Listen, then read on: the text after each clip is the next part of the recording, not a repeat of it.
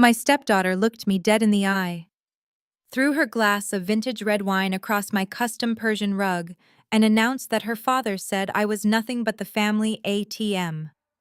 When I looked to my new husband for support, he glared at me in front of our entire Thanksgiving dinner table and said, "She is not your daughter, do not correct her." I did not scream. I did not cry. I simply took a sip of my bourbon, smiled, and said fine. By sunrise, her luxury SUV was towed, her unlimited black card was declined, and her $60,000 college tuition was entirely revoked. He was right. I was not her mother. But I was about to teach her a lesson her mother never did. Before I continue this story, let me know where you are watching from in the comments below.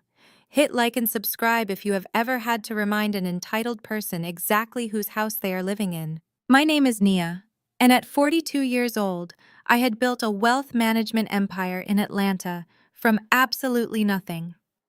I was a self-made woman who knew the value of every single dollar I earned. My husband Marcus, on the other hand, was a 46-year-old public relations director who carried himself like a billionaire, completely funded by my bank accounts.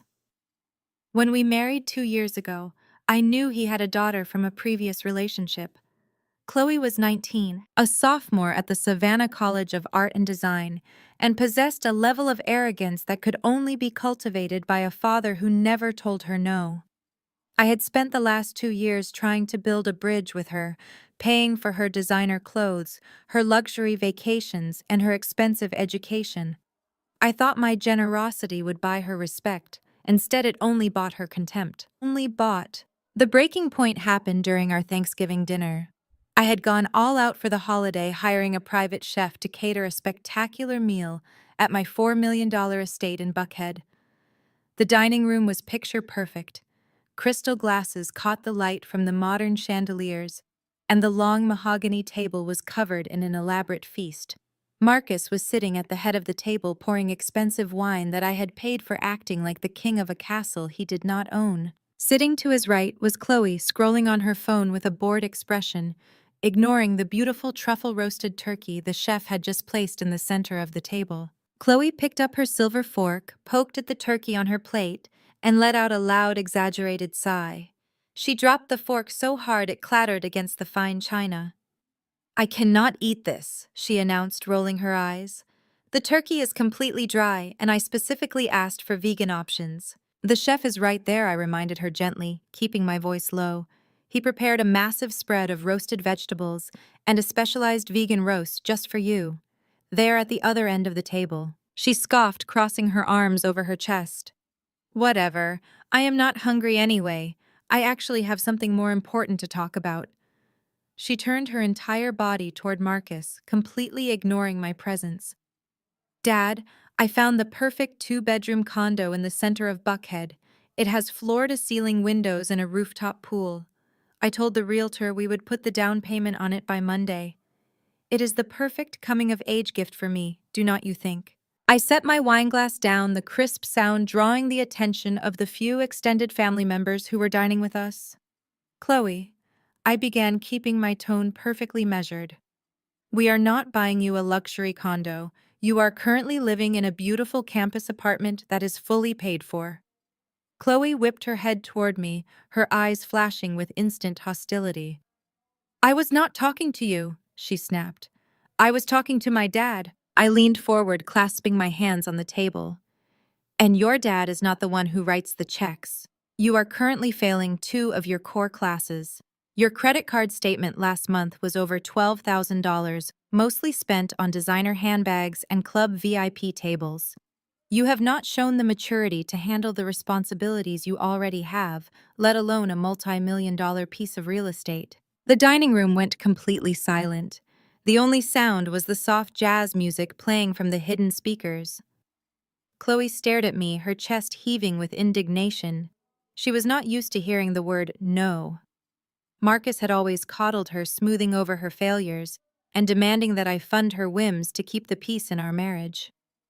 But I was done keeping a peace that cost me my self-respect. "You cannot tell me what to do!"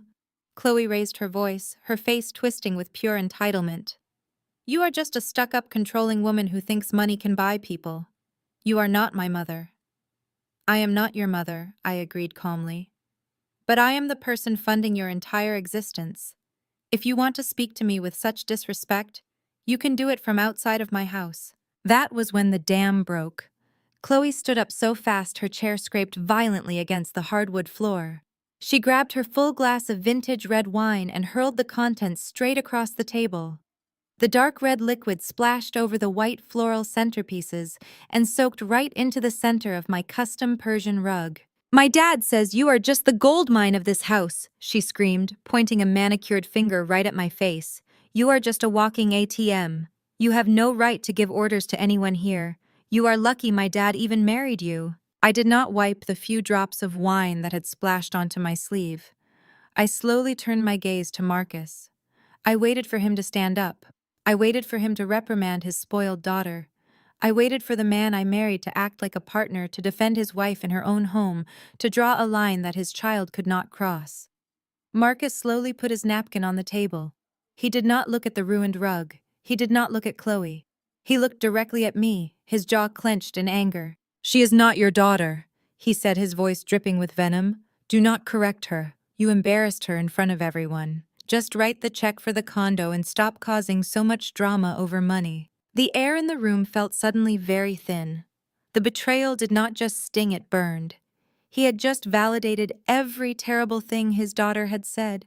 He had publicly humiliated me in front of his family, and the staff confirming that to him my only value was my bank account. He expected me to bow my head to apologize for being too aggressive to open my wallet and buy their forgiveness. Instead, I felt a deep, overwhelming sense of absolute clarity. The illusion of my marriage evaporated in an instant, leaving behind the cold, hard truth. I was surrounded by parasites. I looked at Marcus, then at Chloe, who was smirking triumphantly, believing she had just won the ultimate victory. I picked up my napkin, dabbed the corner of my mouth, and smiled. It was a flawless, terrifyingly calm smile. Fine, I said. Just that one word. Fine. I pushed my chair back, stood up with perfect posture, and walked out of the dining room without another glance. I heard Marcus sigh loudly behind me, telling the guests to ignore my attitude, assuring them that I would calm down and open my checkbook by morning. He was so tragically mistaken. I walked up the sweeping staircase to my master's suite and locked the door behind me. I walked straight to my home office and opened my laptop. The glow of the screen illuminated my face in the dark room. I logged into my primary wealth management portal. I did not cry. My hands did not shake. I operated with the surgical precision of a woman who had just realized she needed to cut out a tumor. First, I navigated to the authorized users on my Platinum credit account. I located Chloe's name. With one click, her spending limit dropped to 0. The card was permanently locked. Next, I opened the university billing portal. The $60,000 tuition payment for her upcoming semester was scheduled to process on Monday. I canceled the transaction. Finally, I contacted the private towing company I used for my corporate properties. I typed out a quick, decisive order to have the Range Rover parked in my driveway, which was registered solely to my limited liability company, towed and secured at a private lot before sunrise. I closed my laptop and poured myself a glass of expensive bourbon. As I looked out the window at the city lights of Atlanta, I took a slow sip. Marcus and Chloe thought they could treat me like a bank while disrespecting me in my own home. They thought my money was their birthright. But they were about to wake up to a very harsh reality. The gold mine was officially closed and the game had just begun. My 19-year-old stepdaughter looked me dead in the eye, threw a full glass of vintage red wine across my custom Persian rug, and announced that her father said I was nothing but the family ATM. When I looked to the man I married for support, he glared at me in front of our entire Thanksgiving dinner table and said, "She is not your daughter. Do not correct her." I did not scream. I did not cry. I simply took a sip of my bourbon, smiled, and said fine. By sunrise, her luxury SUV was towed, her unlimited black card was declined, and her $60,000 college tuition was entirely revoked. He was right. I was not her mother, but I was about to teach her a lesson her mother never did. Before I continue this story, let me know where you are watching from in the comments below. Hit like and subscribe if you have ever had to remind an entitled person exactly whose house they are living in. My name is Nia, and at 42 years old, I had built a wealth management firm in Atlanta from absolutely nothing. I was a self-made woman who knew the value of every single dollar I earned. My husband Marcus, on the other hand, was a 46-year-old public relations director who carried himself like a billionaire completely funded by my bank accounts. When we married 2 years ago, I knew he had a daughter from a previous relationship. Chloe was 19, a sophomore at the Savannah College of Art and Design, and possessed a level of arrogance that could only be cultivated by a father who never told her no. I had spent the last 2 years trying to build a bridge with her, paying for her designer clothes, her luxury vacations, and her expensive education. I thought my generosity would buy her respect. Instead, it only bought her contempt. The breaking point happened during our Thanksgiving dinner. I had gone all out for the holiday, hiring a private chef to cater a spectacular meal at my $4 million estate in Buckhead. The dining room was picture perfect. Crystal glasses caught the light from the modern chandeliers, and the long mahogany table was covered in an elaborate feast that blended our rich African-American culinary traditions with high-end fine dining. There was truffle roasted turkey alongside bourbon-glazed candied yams and gourmet macaroni and cheese. Marcus was sitting at the head of the table pouring expensive wine that I had paid for acting like the king of a castle he did not own. Sitting to his right was Chloe, scrolling on her phone with a bored expression, ignoring the beautiful food the chef had just placed in the center of the table. Chloe picked up her silver fork, poked at the food on her plate, and let out a loud, exaggerated sigh. She dropped the fork so hard it clattered against the fine china. "I cannot eat this," she announced, rolling her eyes. "The turkey is completely dry, and I specifically asked for vegan options." "The chef is right there," I reminded her gently, keeping my voice low so as not to disturb the extended family members dining with us. "He prepared a massive spread of roasted vegetables and a specialized vegan roast just for you. They are at the other end of the table," she scoffed, crossing her arms over her chest. "Whatever, I am not hungry anyway. I actually have something more important to talk about." She turned her entire body toward Marcus, completely ignoring my presence. "Dad, I found the perfect two-bedroom condo in the center of Buckhead. It has floor-to-ceiling windows and a rooftop pool. I told the realtor we would put the down payment on it by Monday. It is the perfect coming-of-age gift for me, do you not think?" I set my wine glass down. The crisp sound drew the attention of the table. "Chloe," I began, keeping my tone perfectly measured, "we are not buying you a luxury condo. You are currently living in a beautiful campus apartment that is fully paid for." Chloe whipped her head toward me, her eyes flashing with instant hostility. "I was not talking to you," she snapped. "I was talking to my dad." I leaned forward, clasping my hands on the table. "And your dad is not the one who writes the checks. You are currently failing 2 of your core classes. Your credit card statement last month was over $12,000, mostly spent on designer handbags and VIP tables at clubs. You have not shown the maturity to handle the responsibilities you already have, let alone a multi-million-dollar piece of real estate." The dining room went completely silent. The only sound was the soft jazz music playing from the hidden speakers. Chloe stared at me, her chest heaving with indignation. She was not used to hearing the word no. Marcus had always coddled her, smoothing over her failures and demanding that I fund her whims to keep the peace in our marriage. But I was done keeping a peace that cost me my self-respect. "You cannot tell me what to do." Chloe raised her voice, her face twisting with pure entitlement. "You are just a controlling woman who thinks money can buy people. You are not my mother." "I am not your mother," I agreed calmly. "But I am the person funding your entire existence. If you want to speak to me with such disrespect, you can do it from outside of my house." That was when the dam broke. Chloe stood up so fast her chair scraped violently against the hardwood floor. She grabbed her full glass of vintage red wine and hurled the contents straight across the table. The dark red liquid splashed over the white floral centerpieces and soaked right into the center of my custom Persian rug. My dad says you are just the gold mine of this house, she screamed, pointing a manicured finger right at my face. You are just a walking ATM.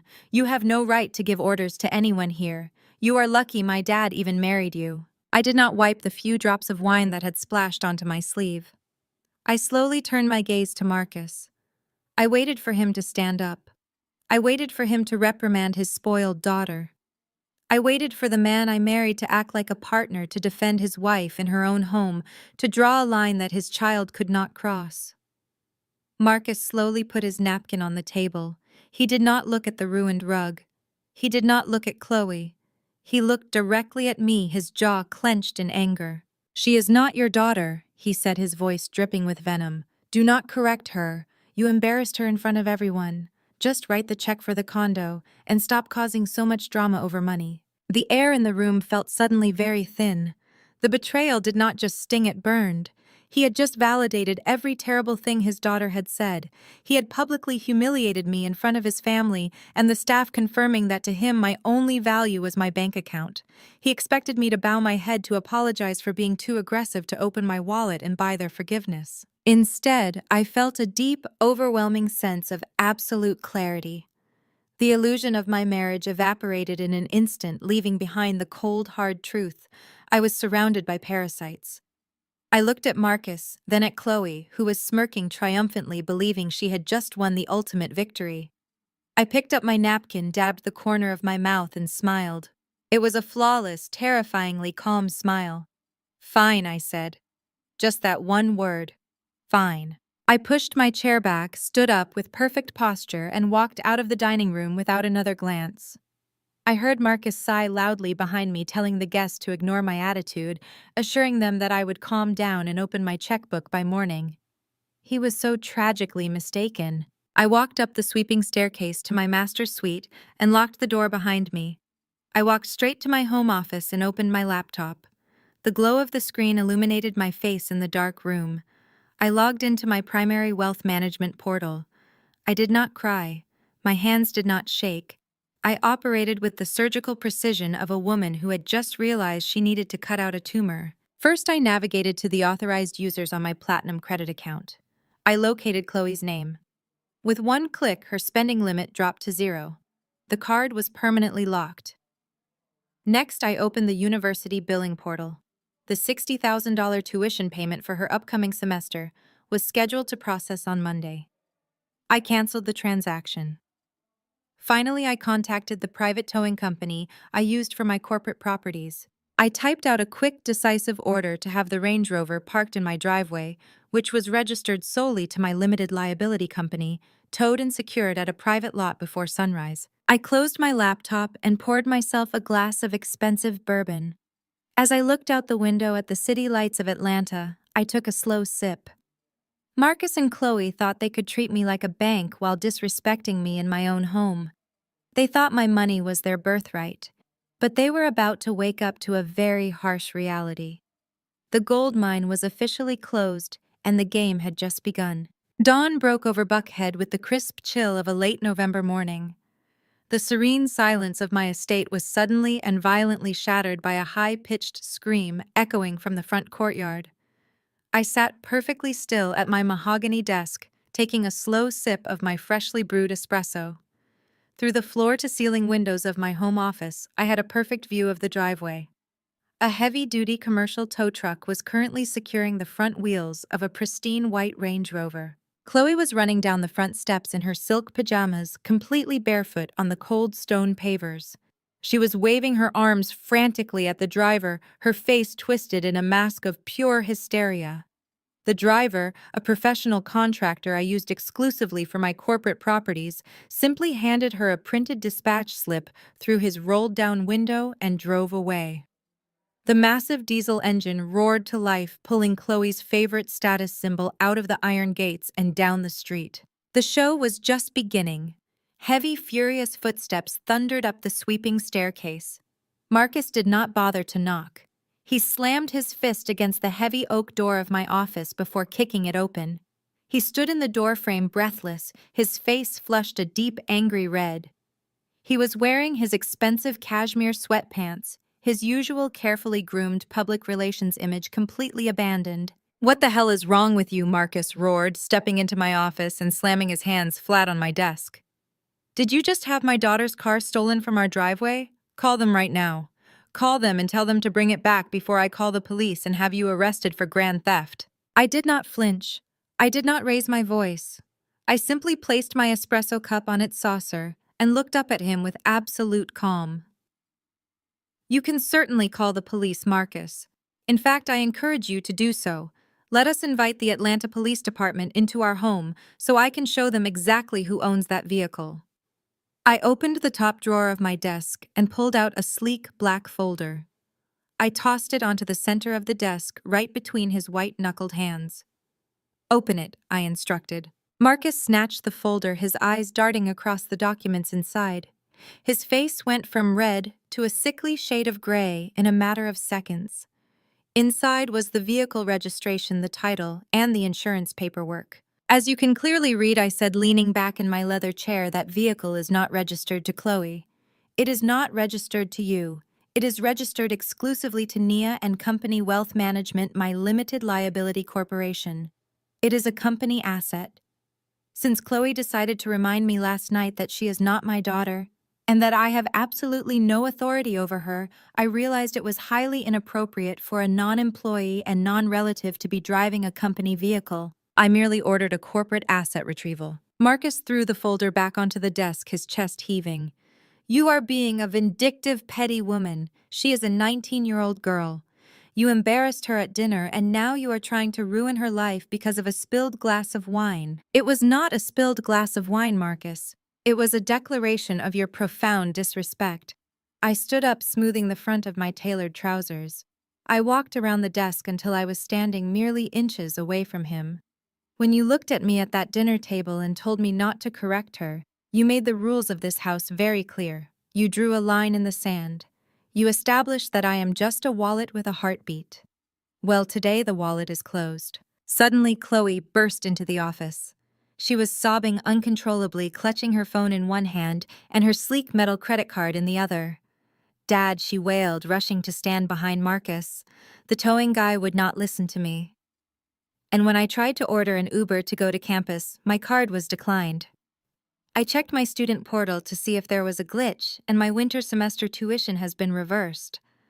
I am going to be dropped from my classes on Monday." Marcus turned to me, his eyes wide with a mixture of disbelief and panic. "You canceled her tuition.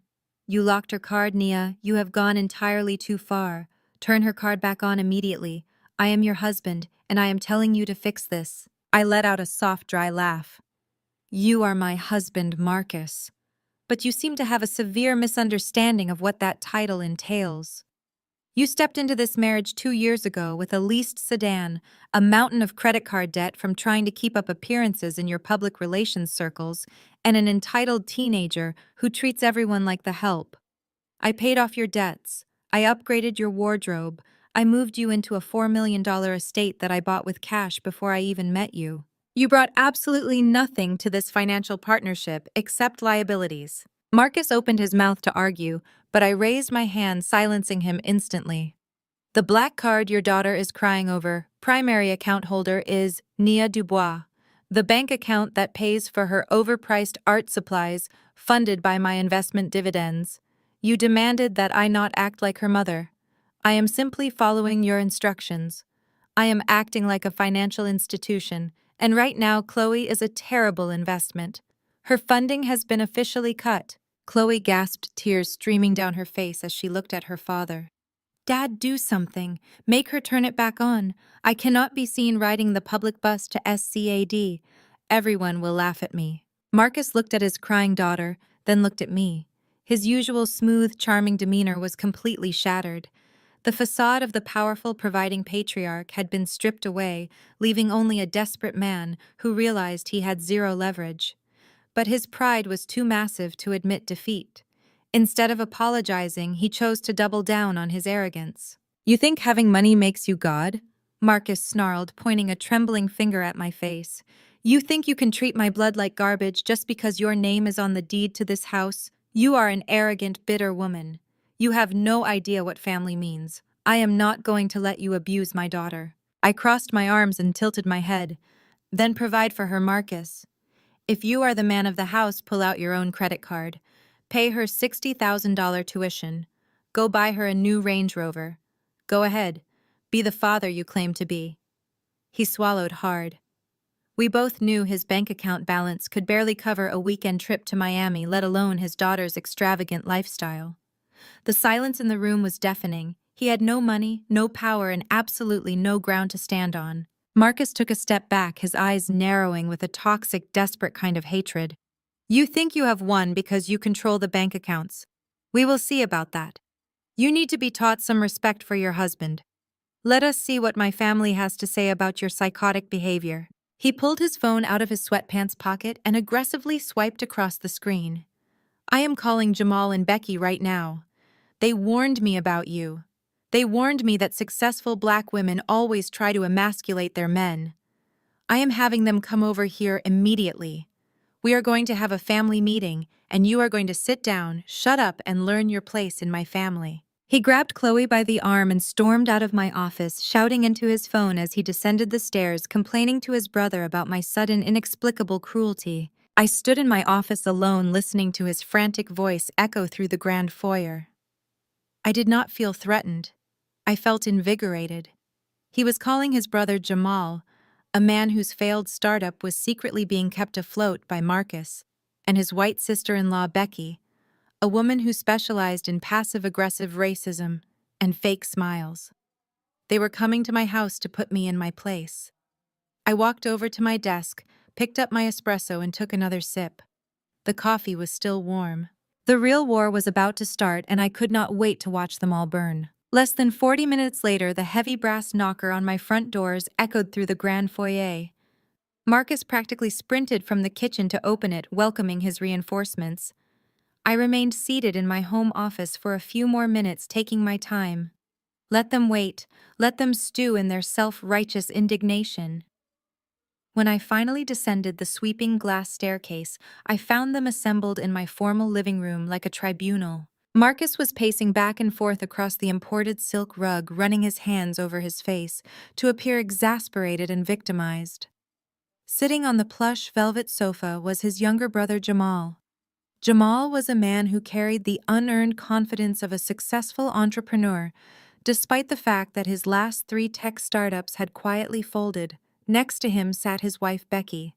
She was gripping a stunning Himalayan crocodile Birkin bag on her lap, her legs crossed tightly. Becky loved to play the role of the cultured progressive ally, while constantly slipping in comments that reminded me exactly how she viewed my success. I walked into the room, my heels clicking sharply against the marble floor. I did not offer them a beverage. I did not welcome them to my home. I simply sat down in the high-backed leather armchair directly across from them, crossed my legs, and rested my hands in my lap. I looked at the 3 of them waiting in absolute silence. Marcus stopped pacing and pointed at me. Tell them, Nia. Tell my brother what you did to a 19-year-old girl this morning just because you threw a tantrum over Thanksgiving dinner. I did not look at Marcus. I kept my gaze fixed on Becky and Jamal. I am sure Marcus has already given you a highly edited version of events, I said, my voice soft but commanding. So let us bypass the theatrics. Why are you sitting in my living room? Becky leaned forward, putting on her most sympathetic, overly concerned face. She let out a heavy, dramatic sigh. Nia, sweetie, we are here because we care about this family. Marcus called us practically in tears. I know you independent black women feel this constant, overwhelming need to be strong. You feel like you have to control every little thing in your environment because of the world we live in. But you have to remember that Marcus is the man of the house. You cannot just aggressively emasculate him over a financial disagreement. You are being too hostile with your money, Nia. It is toxic for the family dynamic. I stared at her, letting her deeply offensive, patronizing words hang in the air. She actually believed she was delivering profound wisdom. She actually thought she had the right to sit in a house that my blood and sweat had paid for and lecture me on my racial identity and my aggressive behavior. I slowly uncrossed my legs and leaned forward, mirroring her posture. The man of the house, I repeated, tasting the sheer absurdity of the phrase. A provider. Is that what you are calling him, Becky? I shifted my gaze to Marcus, who suddenly looked a bit less confident. Let us talk about this provider. Let us talk about the man whose masculinity I am supposedly destroying. Marcus, do you want to tell them who pays the $5,000 monthly fee for the Buckhead Country Club where you entertain your friends? Do you want to tell them who paid off the $80,000 in credit card debt you were hiding when we got married?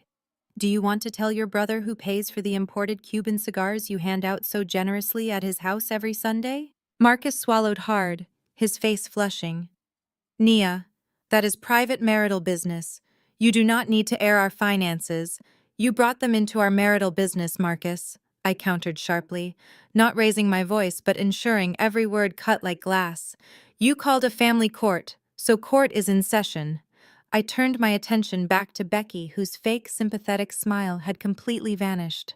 And since we are on the topic of my aggressive financial behavior, Becky, let us talk about that bag sitting on your lap. It is a beautiful piece. Himalayan crocodile is very hard to source. Marcus gave that to you for your birthday last month, did he not? He told you he used his bonus to buy his favorite sister-in-law something special. Becky looked down at the bag, her fingers tightening around the handles.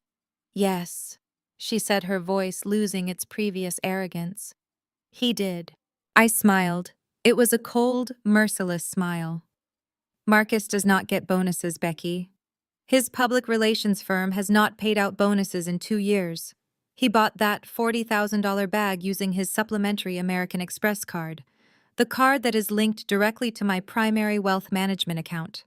The bill came to my desk 3 weeks ago. I paid it. So when you sit in my custom-built home and call me aggressive with my money, you should probably remember that my money is currently resting on your lap.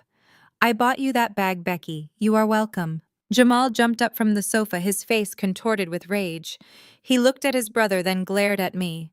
You do not talk to my wife like that. You think you own us because you have some cash. You think you can just sit up there and humiliate my brother and my wife. You are nothing but a bitter, arrogant woman who does not know how to treat a man. I did not flinch. I did not stand up. I simply looked up at Jamal, observing his fragile ego cracking under the weight of the truth. I treat men who provide with respect, Jamal, I said smoothly, but I do not respect parasites, and right now my living room is infested with them. You disrespectful. Jamal took a step toward me, raising his voice, his fists clenched at his sides. I am not going to stand here and let you talk down to my family. You need to learn some respect. The sheer audacity of him trying to intimidate me in my own fortress was laughable. I did not yell back. I simply reached into the pocket of my blazer, pulled out my phone, and pressed a single button on my speed dial. The call connected instantly to the elite security team that patrolled my gated community. Yes, this is Nia Dubois at the main estate, I said, my eyes locked dead on Jamal. I have 2 trespassers currently in my living room who are becoming hostile and refusing to leave. I need them escorted off the premises immediately. Yes, the brother and his wife. Thank you. I hung up the phone and placed it gently on the glass coffee table. They will be here in less than 60 seconds, I informed them. I suggest you start walking toward the door if you want to avoid the embarrassment of being physically removed in front of the neighbors. Becky stood up, her face pale, grabbing Jamal by the arm. Jamal, let us go. She is crazy. She is actually crazy. Jamal glared at me, breathing heavily, but he allowed his wife to pull him toward the grand foyer. Marcus ran his hands over his bald head, looking between his retreating family and me. He was backed into a corner, and instead of admitting defeat, he chose the only weapon he thought he had left. His absence. He pointed a shaking finger at me. You are sick, Nia. You are completely out of control. I am not staying here to be treated like an inmate. I am packing a bag. I am staying with Jamal and Becky until you learn how to respect your husband and act like a proper wife. He thought this was a punishment. He actually believed that threatening to leave would bring me to my knees. He thought I would cry, beg him to stay, and promise to change. He was operating under the delusion that his presence was a prize I could not bear to lose. I looked at him and offered a slight approving nod. I think that is a wonderful idea, Marcus. Take as much time as you need. Just remember to pack light. I would hate for you to strain your back carrying suitcases you did not pay for. Marcus turned on his heel and stormed up the stairs to the master suite. Within minutes, I heard the heavy thud of his designer duffel bag hitting the hardwood floor. He marched back down the stairs, bypassed the living room completely, and slammed the heavy front doors behind him. Through the window, I watched him get into Jamal's car. The community security vehicle was already idling in the driveway, ensuring they left the neighborhood without incident. I sat alone in the vast silence of my living room. I did not shed a single tear. I felt a profound, overwhelming sense of peace. The house already felt lighter, cleaner. But I knew Marcus well enough to know he would not just walk away quietly. He was a man who felt entitled to my empire, and he would try to secure his lifestyle by any means necessary. I picked up my phone and opened my banking application, ready to review my security protocols. That was when I saw the flashing red notification. It was a high-level security alert from my private bank. An unauthorized transaction had just been initiated. Someone was currently attempting to bypass the two-factor authentication on our joint emergency savings account. They were trying to wire $200,000 in liquid cash to an external routing number. I clicked on the transaction details. The recipient account was listed under a name I recognized instantly, Becky. They thought they were clever. They thought they could drain my liquid assets while Marcus was storming out the front door. I smiled, leaning back into the leather chair. They had just handed me the shovel they were going to use to dig their own graves. The soft blue light from my iPad cast long shadows across the empty master suite. It was exactly 2:17 in the morning. I had been sitting in the dark reviewing my investment portfolios when a harsh red banner flashed across the screen, overriding everything else. It was an emergency security alert from my private bank. My fingers flew across the keyboard, bypassing the initial warning screens. Someone was actively attempting to transfer $200,000 in liquid cash out of our joint emergency savings account. They were trying to bypass the two-factor authentication by routing the request through a secondary device approved on Marcus's profile. I watched the progress bar inch forward, the numbers attempting to vanish into the digital ether. I did not panic.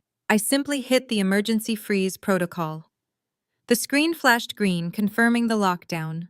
I had designed the security architecture of my account specifically for situations like this.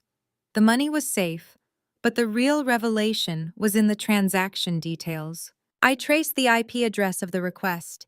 It originated from the luxury condo complex where Jamal and Becky lived, and the beneficiary account was not a standard checking account.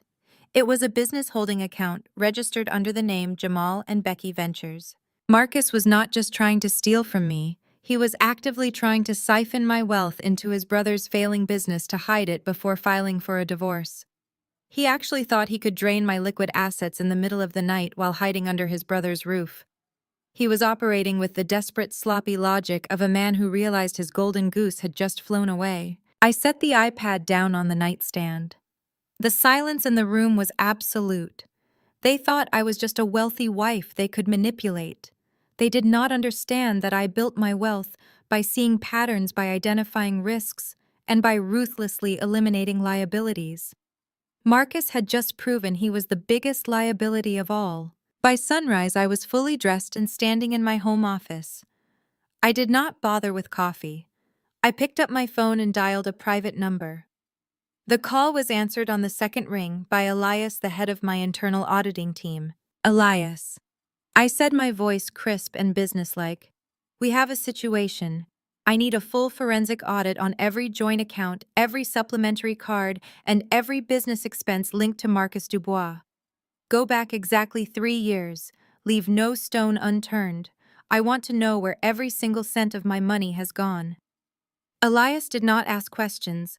He simply agreed and promised a preliminary report by the end of the day. I ended the call and walked to the window, looking out over the manicured lawns of my estate. The morning air was crisp, but I felt a burning heat inside me. Marcus had underestimated me.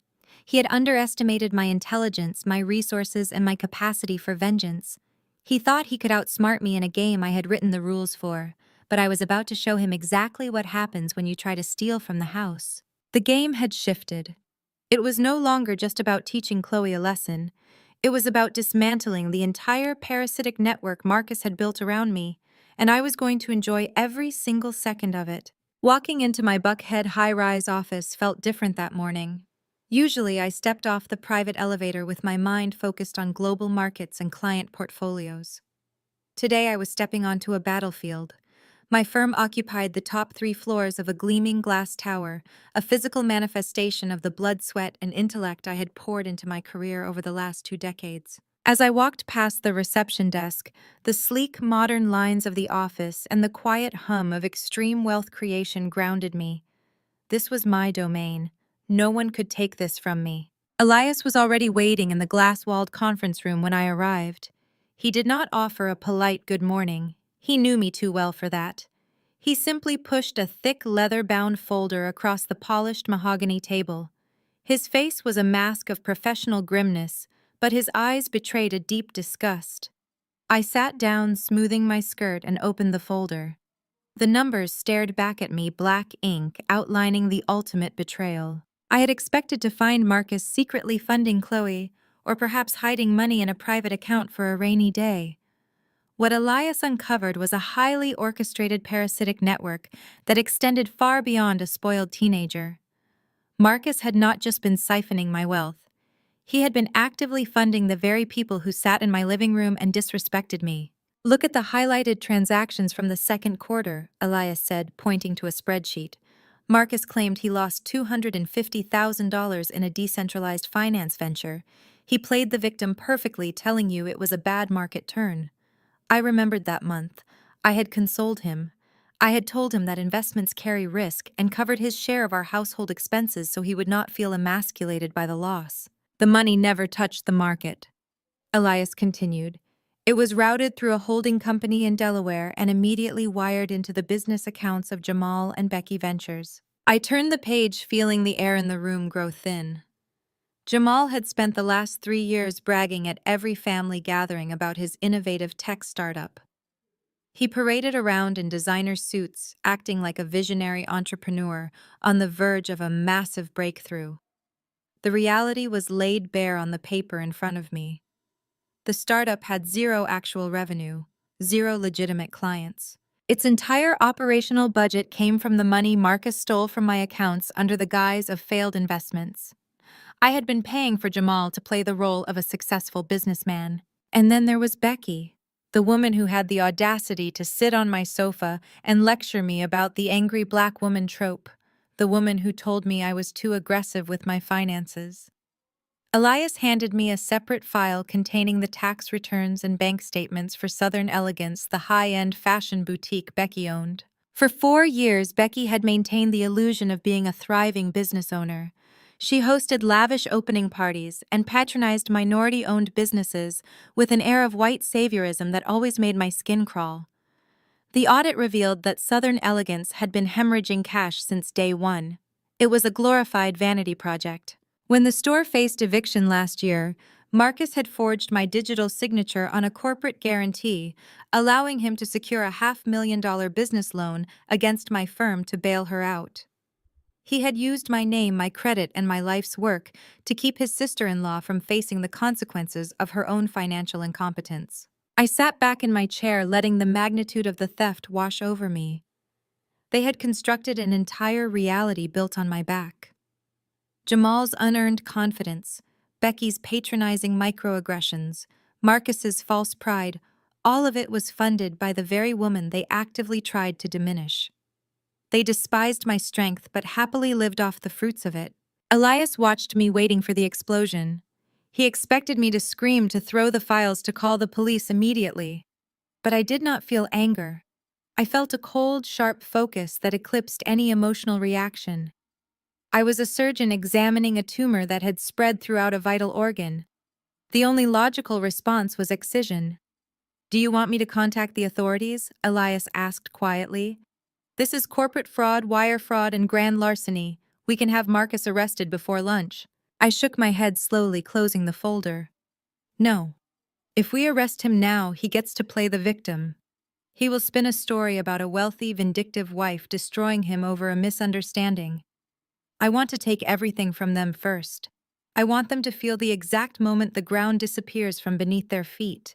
I reached into my briefcase and pulled out a stack of authorization forms. I slid them across the table to Elias. I need you to contact Harrison and Vance, the most aggressive corporate liquidators and debt collection attorneys in Atlanta. Since Marcus forged my corporate guarantee for Becky's boutique, that means my firm legally holds the debt. I want Harrison and Vance to initiate an immediate recall on that loan due to fraudulent origination. I want liens placed on everything Jamal and Becky own. Freeze their business accounts. I want the oxygen cut off completely. Elias took the forms, a slow smile spreading across his face.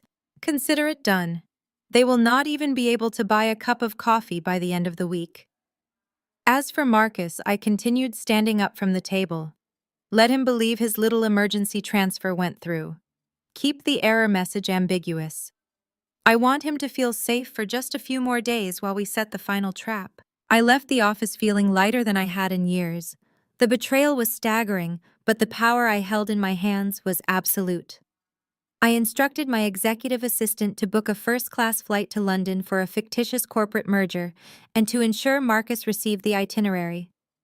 I packed a large designer suitcase, had my driver loaded into the town car, and made a very public exit from my estate. I wanted them to believe the coast was clear. I wanted them to think the angry wife had left the country, giving them free rein to scheme and celebrate. My driver did not take me to the airport. Instead, he dropped me off at the Waldorf Astoria, less than 10 miles away from my neighborhood. I checked into a luxury corner suite under my corporate account. The room offered panoramic views of the city, but my attention was entirely focused on the glowing screen of my phone. I changed into a silk robe, poured a glass of sparkling water, and waited. It did not take long for the rats to come out of the woodwork. Just past 10 o'clock at night, my phone vibrated with a high-priority security notification. My estate was equipped with a state-of-the-art surveillance system that I controlled directly. The alert indicated a breach at the secondary side entrance. I opened the live feed on my phone, watching the crystal-clear night vision camera. Chloe had returned. She had somehow procured a master override code likely given to her by Marcus and had disabled the main alarms. She was not alone. Behind her trailed a procession of at least 30 college students carrying cases of cheap liquor and heavy audio equipment.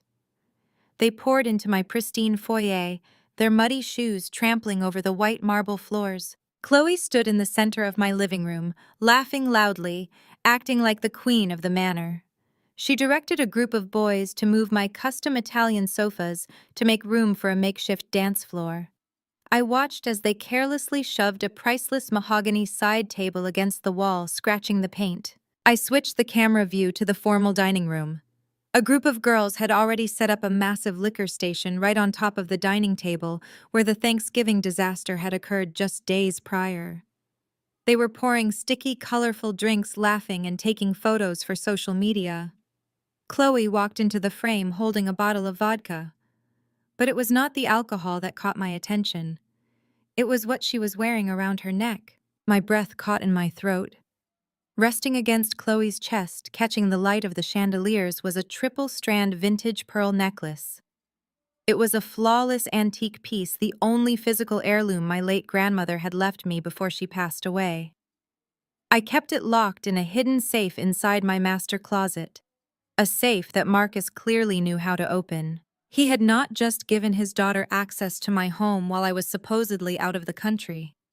He had given her access to my most sacred personal possessions to play dress-up for her friends. The sheer audacity of the violation washed over me, replacing the cold calculation with a burning, primal fury. Chloe climbed onto my velvet sofa, swaying to the heavy bass that was vibrating through my house, raising the bottle of vodka in the air as her friends cheered. She felt untouchable. She believed she had won the house, the wealth, the lifestyle. I did not yell at the screen. I did not shed a tear over the pearls. I calmly picked up my hotel room phone and dialed the direct line for the local police precinct. I bypassed the standard emergency dispatch, using a contact I had established through my community board. Yes, this is Nia Dubois, the homeowner of the estate on West Paces Ferry. I said, my voice completely devoid of emotion. I am currently out of town on business, and my security system has just alerted me to a massive break-in. There are dozens of unauthorized individuals destroying my property.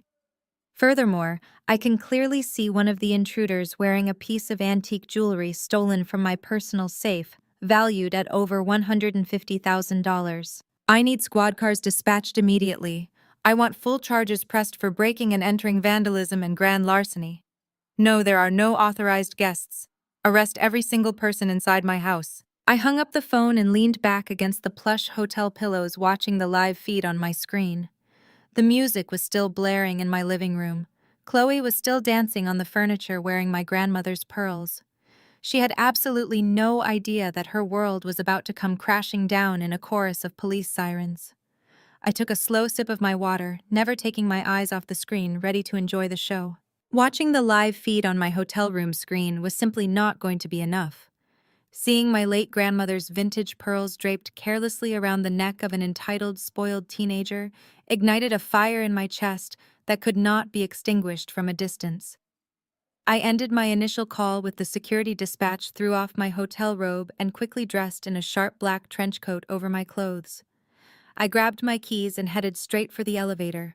The drive from the Waldorf Astoria to my estate on West Paces Ferry took less than 12 minutes in the dead of night, but every second felt like an eternity of cold, calculated anticipation. As I turned onto my private street, the sheer magnitude of Chloe's disrespect became impossible to ignore. The heavy bass of hip-hop music was vibrating through the thick iron gates of my property. Dozens of cars were parked haphazardly along the manicured street, their tires crushing the expensive imported landscaping I paid thousands of dollars a month to maintain. Red plastic cups and empty liquor bottles littered my pristine front lawn like garbage on a city sidewalk. I bypassed the main gate using my remote access to enter through the secondary staff entrance, parking my car out of sight behind the tall privacy hedges. I walked up to my own front door. It was wide open. The cold night air was blowing right into the grand foyer, mixing with the overwhelming stench of cheap vodka, stale beer, and marijuana. I stepped over the threshold, my heels making no sound against the deafening roar of the music. The scene inside my $4 million home was nothing short of a nightmare. The entryway, paved with imported Italian marble, was coated in a sticky layer of spilled alcohol and mud. A couple of college kids I had never seen before were making out aggressively against the wall, completely oblivious to the fact that their shoulders were rubbing against a priceless original painting by a renowned black artist. I walked past them like a ghost. I was invisible in my own home, surrounded by intruders who thought this was just another frat house venue for their weekend entertainment. I moved into the formal dining room. The custom mahogany table, the very same table where Chloe had thrown her tantrum and Marcus had publicly humiliated me just days prior, was now a makeshift bar. Puddles of sticky mixers and crushed limes were ruining the wood finish. In the corner, a young man was violently throwing up onto the silk drapes, completely ruining the fabric. I did not scream at him. I did not tell him to stop. Every single piece of damaged property was just another dollar amount I was going to legally extract from Marcus and his daughter. I simply kept walking toward the main living room, following the loudest source of the noise. There she was. Chloe was standing right on top of my custom velvet sofa, her shoes digging into the delicate fabric. She held a half-empty bottle of premium tequila in one hand, waving it in the air as her friends cheered her on from the floor. She was completely intoxicated, her hair a messy tangle, her makeup smudged around her eyes. But my gaze bypassed the bottle and locked directly onto her neck. The triple-strand vintage pearl necklace. My grandmother had worked her entire life cleaning houses for wealthy families in the Jim Crow South. She saved every spare penny she ever earned to buy those pearls, a symbol of dignity and elegance that she refused to be denied.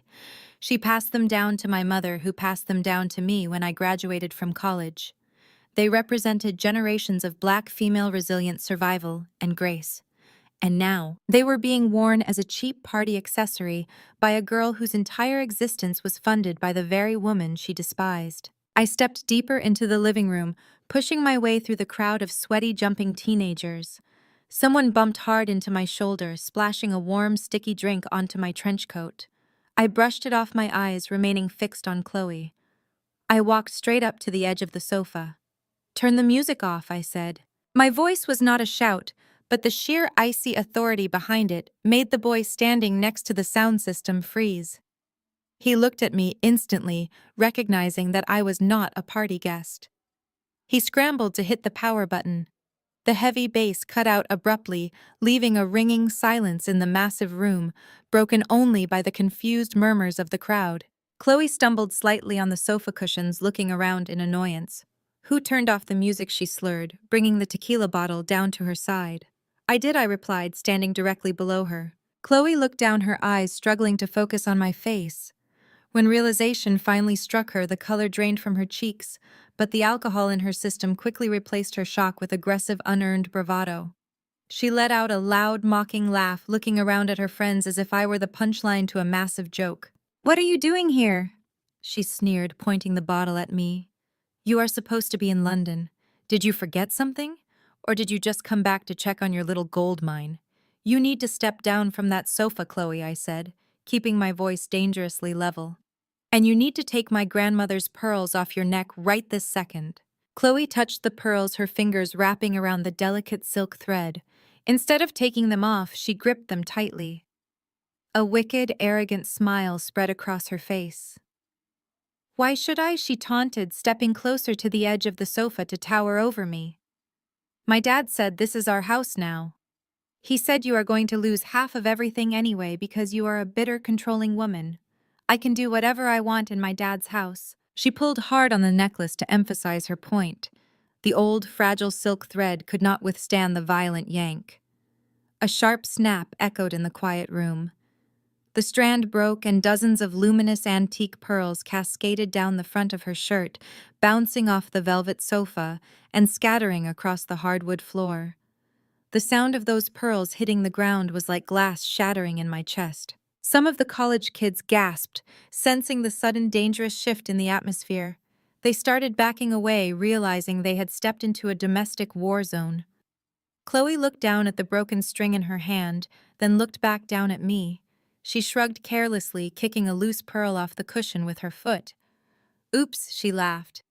"Guess you will just have to buy a new one with all that money you care so much about." A lesser woman would have dragged her off that sofa by her hair.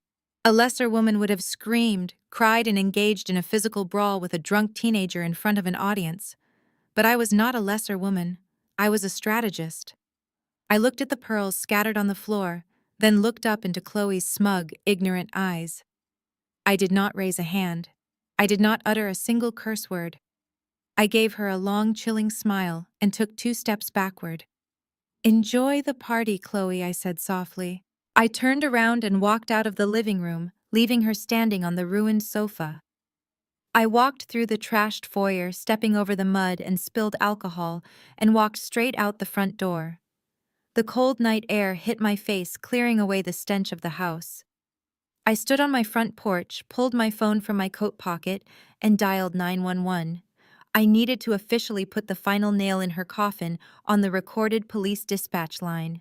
"Yes, I am the homeowner at the West Paces Ferry Estate," I said clearly into the receiver, watching as the headlights of 3 patrol cars suddenly turned onto my street, their red and blue lights flashing against the trees. "I need to report a massive break-in. There are dozens of underage individuals trespassing, destroying private property, and consuming illegal substances. Furthermore, the ringleader of this break-in has just forcefully vandalized and stolen antique jewelry from my private safe valued at $150,000. The dispatcher asked if I was in a safe location. "I am standing safely outside on the porch," I replied, watching the police cruisers pull into my driveway, blocking the gates so no one could escape. "I will be waiting right here to press full felony charges against every single person inside my house." I ended the call and slipped the phone back into my pocket. The heavy boots of Atlanta police officers hit the pavement, rushing past me toward the open front doors. Panic erupted from inside the mansion. Teenagers were screaming, glass was breaking, and the chaotic sounds of a massive police raid echoed into the night. I stood perfectly still on my porch, wrapping my trench coat tighter around myself against the chill, listening to the beautiful symphony of consequences finally catching up to Marcus's spoiled daughter. The piercing wail of police sirens shattered the quiet exclusivity of West Pace's ferry. Red and blue lights strobed aggressively against the towering white columns of my estate, casting rhythmic neon shadows across my face.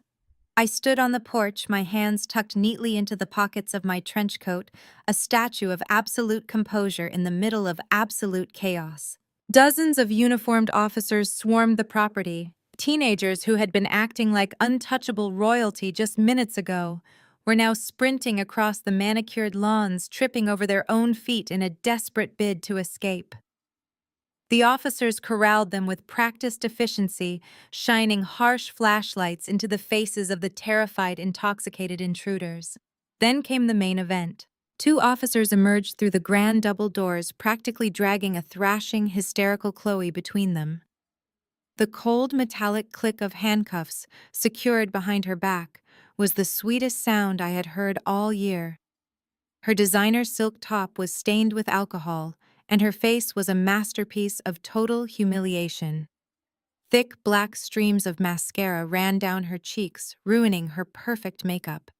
Her arrogant sneer had been completely erased, replaced by the frantic, breathless panic of a spoiled child who was finally facing the real world. An evidence officer walked out behind them holding a clear plastic bag. Inside the bag rested the broken silk thread and the scattered luminous pearls of my grandmother, the physical proof of grand larceny. Chloe fought against the officer's grip, her bare feet slipping on the wet marble of the front steps. When she looked up and saw me standing there untouched and unbothered, her eyes widened in pure horror. She finally realized this was not a misunderstanding. This was an execution. "You cannot do this to me!" she screamed, her voice cracking as the officers pushed her toward the back of a squad car. "I am Marcus Dubois' daughter. You know who my dad is. Call my dad right now. You evil woman, call my dad." I did not move a single muscle. I just looked at her, letting the flashing police lights paint my face in alternating shades of crimson and blue. "Your father does not own this house," I said, my voice cutting through the noise of the police radios. "And your father does not own the police department. Enjoy your night in the county holding cell, Chloe. I hear the accommodations are significantly less dry than my Thanksgiving turkey." The officer placed his hand on her head, guiding her forcefully into the back of the cruiser. The heavy door slammed shut, cutting off her shrill screams. I watched the squad car back out of my driveway and disappear into the Atlanta night. I took a deep, cleansing breath of the crisp winter air, spoke briefly with the lead detective to confirm I would be pressing maximum charges, and then drove myself back to my luxury suite at the Waldorf Astoria. It was exactly 4:30 in the morning when my hotel room phone began to vibrate violently against the marble nightstand. I was sitting in a plush armchair by the window, wearing a fresh silk robe, a cup of hot chamomile tea resting in my hands. I glanced at the glowing screen. The caller ID flashed Marcus's name in bold, frantic letters. He had found out. I took a slow, deliberate sip of my tea, letting the warm liquid soothe my throat before I pressed accept and put the phone on speaker. "You are a monster," Marcus roared into the receiver. His voice was raw, ragged, and completely unhinged. The smooth, polished tone of the public relations director was completely gone, replaced by the frantic desperation of a cornered animal. "Good morning to you too, Marcus," I replied smoothly, setting my teacup down. "Do not play games with me, Nia," he screamed. I just had to stand in a filthy, freezing bail bondsman office in the middle of downtown Atlanta. I just had to scrape the absolute bottom of my personal checking account to buy my 19-year-old daughter out of a jail cell. She is traumatized. She is covered in bruises from the handcuffs. You threw my little girl into a cage with actual criminals. You are a demon. I leaned back in my chair, looking out at the city lights. "Correction, Marcus. I did not throw her anywhere.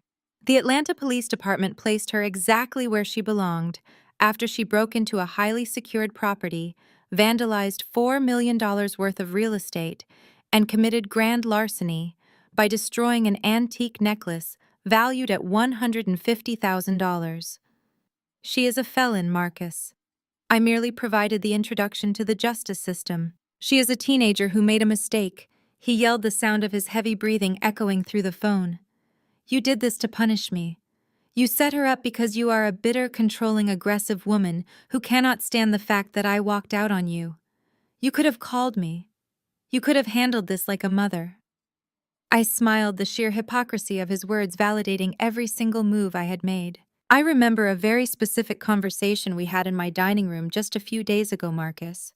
I remember you looking me dead in the eye and humiliating me in front of your entire family. What were your exact words? Ah, yes. She is not your daughter. Do not correct her. I told you I would respect your wishes as the man of the house. I did not correct her. I let the state of Georgia correct her. You should be thanking me for respecting your boundaries. Marcus let out a guttural sound of pure rage. He was trapped in his own twisted logic, suffocating on the very words he had used to try and diminish me. When a man like Marcus realizes he has no intellectual or moral high ground, he inevitably resorts to brute threats. You think this is funny? He snarled, his voice dropping an octave into a dark, venomous register. You think you can treat my blood like this and just get away with it? You just made the biggest mistake of your miserable life, Nia. I am done playing nice. I am filing for divorce on Monday morning. I am taking half of everything you own. This is a marital property state. I am going to get a court order to freeze every single one of your corporate accounts. I am going to bleed your wealth management firm completely dry. By the time my lawyers are done with you, you will be begging me on your knees. You are dead. He was breathing heavily, waiting for me to react. He wanted me to panic. He wanted me to scream back, to beg him to reconsider, to offer a settlement, just to make the nightmare stop. He fundamentally misunderstood the predator he was dealing with. I picked up my teacup, the porcelain clicking softly against the saucer. I am waiting for you, I said. My voice was a soft, deadly whisper. Bring your lawyers, Marcus. Bring the court orders. Bring every single threat you have. I promise you I will be waiting. I pressed the red button, cutting the call dead. The silence in the luxury suite washed over me, thick and deeply satisfying. He actually thought he could bankrupt me. He actually believed his threats carried weight. I set the tea aside and pulled my laptop onto my lap. I woke up the screen and bypassed the biometric security check. My desktop was clean, organized, and perfectly clear, except for one highly encrypted folder sitting directly in the center of the screen. I moved the cursor over the icon. The file was named Distressed Asset Acquisition and Debt Consolidation. I double-clicked the folder. Dozens of financial documents, property deeds, and commercial loan agreements populated the screen. Every single one of them represented the financial lifeblood of Marcus's family. I scrolled through the records, a cold, triumphant smile spreading across my face. Marcus thought he was going to war, completely unaware that he had already surrendered his weapons, his armor, and his kingdom to me years ago. Let him file his papers. Let his white sister-in-law cry on the internet. Let them dig the hole as deep as they possibly could. I had the dirt ready to bury them all. The thick manila envelope landed on my glass desk with a heavy, satisfying thud. A courier had delivered it to my corporate office precisely at 9 in the morning, right on schedule. I did not need to open it to know what was inside. Marcus was remarkably predictable. I picked up my silver letter opener, sliced through the top of the envelope, and slid the legal documents out onto the pristine surface of my desk. The room was perfectly still, the morning sun streaming through the floor-to-ceiling windows, casting long shadows across the polished floor. I leaned back in my chair, crossed my legs, and began to read. Marcus had actually done it. He had filed for divorce on the grounds of cruel and inhuman treatment. As my eyes scanned the pages, a genuine smile spread across my face. He was not just asking for a dissolution of the marriage. He was demanding a full 50% of all assets acquired during our 2 years together, claiming that his support had been instrumental to the growth of my wealth management firm. But the true comedy lay on page 4. Marcus was petitioning the court for permanent spousal support, alimony. He had instructed his discount lawyers to argue that he had sacrificed his own public relations career to manage our household and support my demanding lifestyle. He claimed he needed a massive monthly stipend to maintain the standard of living he had grown accustomed to during our marriage. He wanted to be put on a permanent payroll. He wanted me to fund his golf club memberships, his custom suits, and his imported cigars for the rest of his natural life. I traced the edge of the paper with my manicured fingernail. The sheer, unadulterated audacity of a man who brought nothing but debt into my life, now demanding to leave with half of my empire, was astounding. He truly believed the law would protect his parasitic lifestyle. He thought the court would look at a successful black woman and automatically force her to empty her pockets for a man who refused to provide for himself. Before I could even forward the documents to my legal team, my phone began to vibrate violently against the glass desk. It was not a call. It was a rapid, non-stop flood of notifications. Alerts from Instagram tags on TikTok and urgent messages from my corporate communications department. I tapped the screen and opened the first link my lead publicist had sent me. It was a video from Becky. She was sitting in her lavishly decorated living room, dressed in an oversized, neutral-colored sweater, designed to make her look small, fragile, and deeply distressed. She had perfectly executed the performance. Her blonde hair was slightly messy, her face was completely bare of makeup, and her eyes were red and puffy. She stared directly into the camera, letting out a shaky, dramatic breath before she began to speak. "I never thought I would have to make a video like this," Becky said, her voice trembling with manufactured emotion. "But my family is under attack and I do not know where else to turn. My 19-year-old niece spent the night in a freezing jail cell because of a vindictive, aggressive woman who thinks her money gives her the right to destroy people." I watched the screen, my face entirely impassive. Becky was weaponizing her tears, leaning heavily into every dangerous stereotype society held about wealthy, powerful black women. She painted a picture of a tyrannical, hostile billionaire who had moved into their loving family and systematically tried to break their spirit. She described Chloe not as a vandal or a thief who stole a priceless antique, but as a traumatized teenager who made a tiny mistake and was punished with maximum malicious force. We welcomed her into our family with open arms. Becky cried, wiping a single, perfectly timed tear from her cheek. We tried to understand her culture. We tried to support her demanding career. But she just uses her wealth to bully and intimidate us. She cut off a teenage girl's college tuition overnight. She threw my brother-in-law out on the street. She is trying to ruin us just because we dared to ask for basic respect. Please share this video. We need help standing up to this kind of toxic, unchecked financial abuse. The video had been posted less than 2 hours ago, and it already had over 1 million views. The comment section was a roaring fire of public outrage. Thousands of strangers were tearing me apart, calling for my businesses to be boycotted, demanding that I be investigated, labeling me a monster who abused a poor, defenseless blended family. Becky had successfully activated the internet outrage machine. She had cast herself and Chloe as the innocent victims of a heartless corporate tyrant. My office door swung open, and my director of public relations, a sharp, fiercely protective woman named Sarah, rushed into the room. She was clutching a tablet, her face tight with panic. "Nia, we need to issue a statement immediately," Sarah said, dropping the tablet onto my desk. "Becky's video is going viral across every major platform. Several digital news outlets are already picking up the story. They are framing this as a massive domestic abuse and financial control scandal. We need to release the police report. We need to show them the footage of Chloe destroying the house and stealing your grandmother's pearls. We have to shut this narrative down before it impacts our institutional investors." I looked at Sarah, then down at the paused video of Becky crying on my screen. I reached out and gently closed my laptop. "We are not releasing anything, Sarah," I said, my voice smooth and perfectly calm. Sarah stared at me, completely stunned.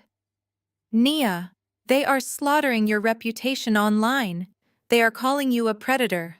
If we do not fight back right now, people will believe her." "Let them believe her," I replied, standing up and walking over to the floor-to-ceiling window. Never fight a pig in the mud, Sarah. You both get dirty, but the pig actually likes it. Becky wants me to issue a frantic, angry statement. She wants me to go on the defensive because it will only validate her claim that I am an aggressive, hostile woman. She wants a public war. I'm not going to give her one. But the brand, Sarah protested, stepping closer. The brand is bulletproof, I assured her. Our investors care about returns, not TikTok drama. Do absolutely nothing. Do not engage. Do not comment. Let Becky go on every podcast that will invite her. Let her build a massive platform on this lie. I want her to climb as high as she possibly can, because the higher she flies, the more spectacular the impact will be when I finally cut her wings. When the truth comes out, and it will, I want her entire social standing to be utterly obliterated. Give her enough rope, Sarah. She is tying her own noose as we speak. Sarah took a deep breath, recognizing the absolute finality in my tone. She nodded slowly, picking up her tablet.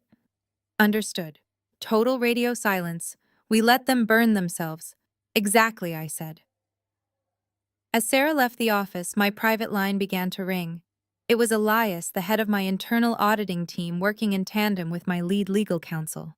I picked up the receiver. Tell me some good news, Elias, I said. You are going to love this, Elias said, a distinct note of amusement in his voice. We have been monitoring Marcus's financial maneuvers since he filed the divorce petition this morning. He knows he is going to need a mountain of liquid cash to fight you in court and to pay for the high-profile criminal defense attorney Chloe is going to need, since you froze all his access to the joint accounts he is scrambling. What is his desperate play? I asked, leaning against the glass window. He is attempting to secure a home equity line of credit, Elias explained. He just submitted an emergency application to a private high-interest lender. He is trying to pull cash out against his mother's massive estate in Alpharetta. But that is not all. He also bundled the application with the commercial lease for Becky's boutique. He is trying to leverage both properties to get a massive cash injection, convinced that he is going to win this divorce settlement and easily pay it all back. A slow, predatory smile spread across my face. Marcus was a fool. He was so blinded by his own arrogance and his desperate need to maintain his lavish lifestyle that he had not bothered to check the actual standing of his family's assets. He assumed that because his mother lived in that sprawling house, and because Becky operated her failing boutique in that high-end commercial space, that they actually had equity to borrow against. He did not realize that I had spent the last 24 hours orchestrating a masterpiece of financial ruin. Has the private lender processed his application yet? I asked, my voice dropping to a dangerous whisper. They are processing it right now, Elias confirmed. They are running the title checks and pulling the deeds. Marcus and his lawyers are sitting in their office right now, popping champagne, thinking they have just secured their war chest. Perfect, I said. I want you to make sure our corporate holding company is ready to officially respond to that title check. I want Marcus to be sitting right there in that lender's office when they pull the records. Let me know the exact second he realizes what I have done. I hung up the phone and looked out over the sprawling Atlanta skyline. Marcus thought he could use his family's assets to fund his war against me. He was completely oblivious to the fact that his family did not own those assets anymore. They were playing checkers on a board that I completely owned. I took a deep breath, feeling the absolute thrill of the impending destruction. The trap was set, the bait was taken, and the steel jaws were about to snap shut on the men who thought they could conquer me. Across town, inside a dimly lit, aggressively air-conditioned office, tucked away in a nondescript commercial park in Midtown Atlanta, Marcus was sweating through his bespoke Italian suit. He was sitting across from a loan officer who looked less like a banking professional and more like a high-end loan shark. This was not a branch of Chase or Wells Fargo. The major financial institutions had laughed Marcus out of their lobbies the moment they ran his credit profile. Without my name attached to his applications, and with the massive freezes I had placed on our joint accounts, Marcus had the financial credibility of a college freshman. He had been forced to seek out a private equity hard money lender, a firm known for handing out massive sums of cash to desperate people at completely predatory interest rates. Marcus wiped his forehead with a monogrammed handkerchief and stared at the towering stack of legal documents resting on the cheap laminate desk. He needed this cash injection immediately. Chloe was facing serious felony charges for grand larceny and property damage, and the criminal defense attorney he wanted to hire required a massive retainer up front. On top of that, Marcus had hired a notoriously aggressive divorce lawyer to bleed me dry in court, a man who billed thousands of dollars an hour. He also needed to fund a massive public relations campaign to capitalize on the viral victim narrative Becky had started on social media. Marcus firmly believed that if he could just get his hands on a war chest, he could destroy me, take half of my empire, and pay back whatever exorbitant loan he took out today with millions to spare. The loan officer slid a silver pen across the desk. The terms are clearly outlined on page 4, Mr. Dubois. We are approving a line of credit for $800,000. This is secured by the primary residential estate in Alpharetta, currently deeded to your mother, as well as the commercial lease and inventory of Southern Elegance, the boutique operated by your sister-in-law. The interest rate is fixed at 28% compounding monthly. If you miss a single payment, the default clauses are immediate and aggressive. Do you understand these terms? Marcus did not even blink at the 28% interest rate. He was entirely consumed by his own arrogance and his desperate need to maintain the illusion of power. He picked up the silver pen, his hand trembling slightly with adrenaline. He justified his actions with the twisted logic of a true narcissist. He convinced himself that he was protecting his family by leveraging his mother's home. He believed he was a visionary patriarch doing whatever it took to secure their future. He did not care that he was gambling the roof over his elderly mother's head. He did not care that he was putting his brother's wife in the crosshairs of a ruthless financial institution. He only cared about defeating me. Simultaneously, 12 miles away in the serene, soundproof sanctuary of my penthouse office, I was sitting perfectly still behind my glass desk. The air smelled of expensive leather and fresh lilies. Elias, my head of internal auditing, stood silently beside me. He placed a single, impeccably organized leather folder in front of me. Inside was a commercial debt acquisition contract. "It is happening right now," Elias said, his voice a low, steady murmur. "The private lender Marcus is using operates as a subsidiary of a massive shadow banking network. We do millions of dollars in institutional trading with their parent company every single quarter. When I reached out to their executive board this morning and offered to buy the paper on Marcus's loan at a 5% premium, the exact second it originates, they were more than happy to bypass their usual holding periods. They are packaging the debt and transferring the title rights to our blind shell company as we speak." I picked up my favorite fountain pen, a heavy gold-plated Mont Blanc. I unscrewed the cap, listening to the soft metallic glide of the threads. Marcus thought he had found a loophole. He thought he had outsmarted me by running to the shadowy corners of the financial district where my direct influence supposedly could not reach him. He had absolutely no comprehension of how true wealth operated. I did not just have money, I was the market. I possessed the capital and the connections to buy the very ground he was trying to stand on. As Marcus forcefully pressed his pen into the signature line at the hard money lender, officially pledging his mother's sprawling Alpharetta estate as collateral, I pressed my gold pen to the acquisition contract in my office. Marcus flipped to the next page, signing away the commercial rights, the inventory, and the operational lease of Becky's fashion boutique. He smiled as he wrote his name, imagining the look of absolute devastation on my face when his high-priced lawyers served me with a mountain of aggressive litigation. He envisioned himself walking out of the divorce proceedings as a multimillionaire, a conquering hero who had tamed the hostile, controlling black woman. At the exact same moment, I signed my name with elegant sweeping strokes, officially purchasing the totality of his new debt. I was now the sole owner of the financial guillotine hovering directly over his mother's neck and his sister-in-law's failing business. The poetic justice of the transaction was deeply satisfying. Becky had sat in my living room clutching a $40,000 handbag I had paid for and dared to lecture me about my aggressive financial behavior. She had uploaded a tearful, manipulative video to the internet painting me as a predator who attacked innocent white families. Now her entire professional existence, every dress in her store, the very lease that kept her doors open, belonged entirely to me. Jamal had stood in my house puffing out his chest, demanding that I respect his brother as a provider. Now the mother who raised them both was one missed payment away from being evicted by my collection attorneys. They had all enabled Marcus. They had all fed off my success while privately despising me. It was only right that their assets served as the collateral for his ultimate downfall. I closed the leather folder and handed it back to Elias. Execute the transfer, I instructed calmly. The second the funds hit Marcus's account, I want our legal team to begin drafting the notice of default. He will inevitably miss his first payment because I am legally freezing the very accounts he intends to use to service this loan. When that happens, we do not send a warning. We do not offer a grace period. We send the sheriff. Elias nodded, taking the folder. He is walking out of the lender's office right now. The funds have been released. I leaned back in my chair, looking out at the bright blue Atlanta sky. The trap was perfectly sealed. Across town, Marcus pushed open the heavy glass doors of the commercial park and stepped out into the oppressive Georgia heat.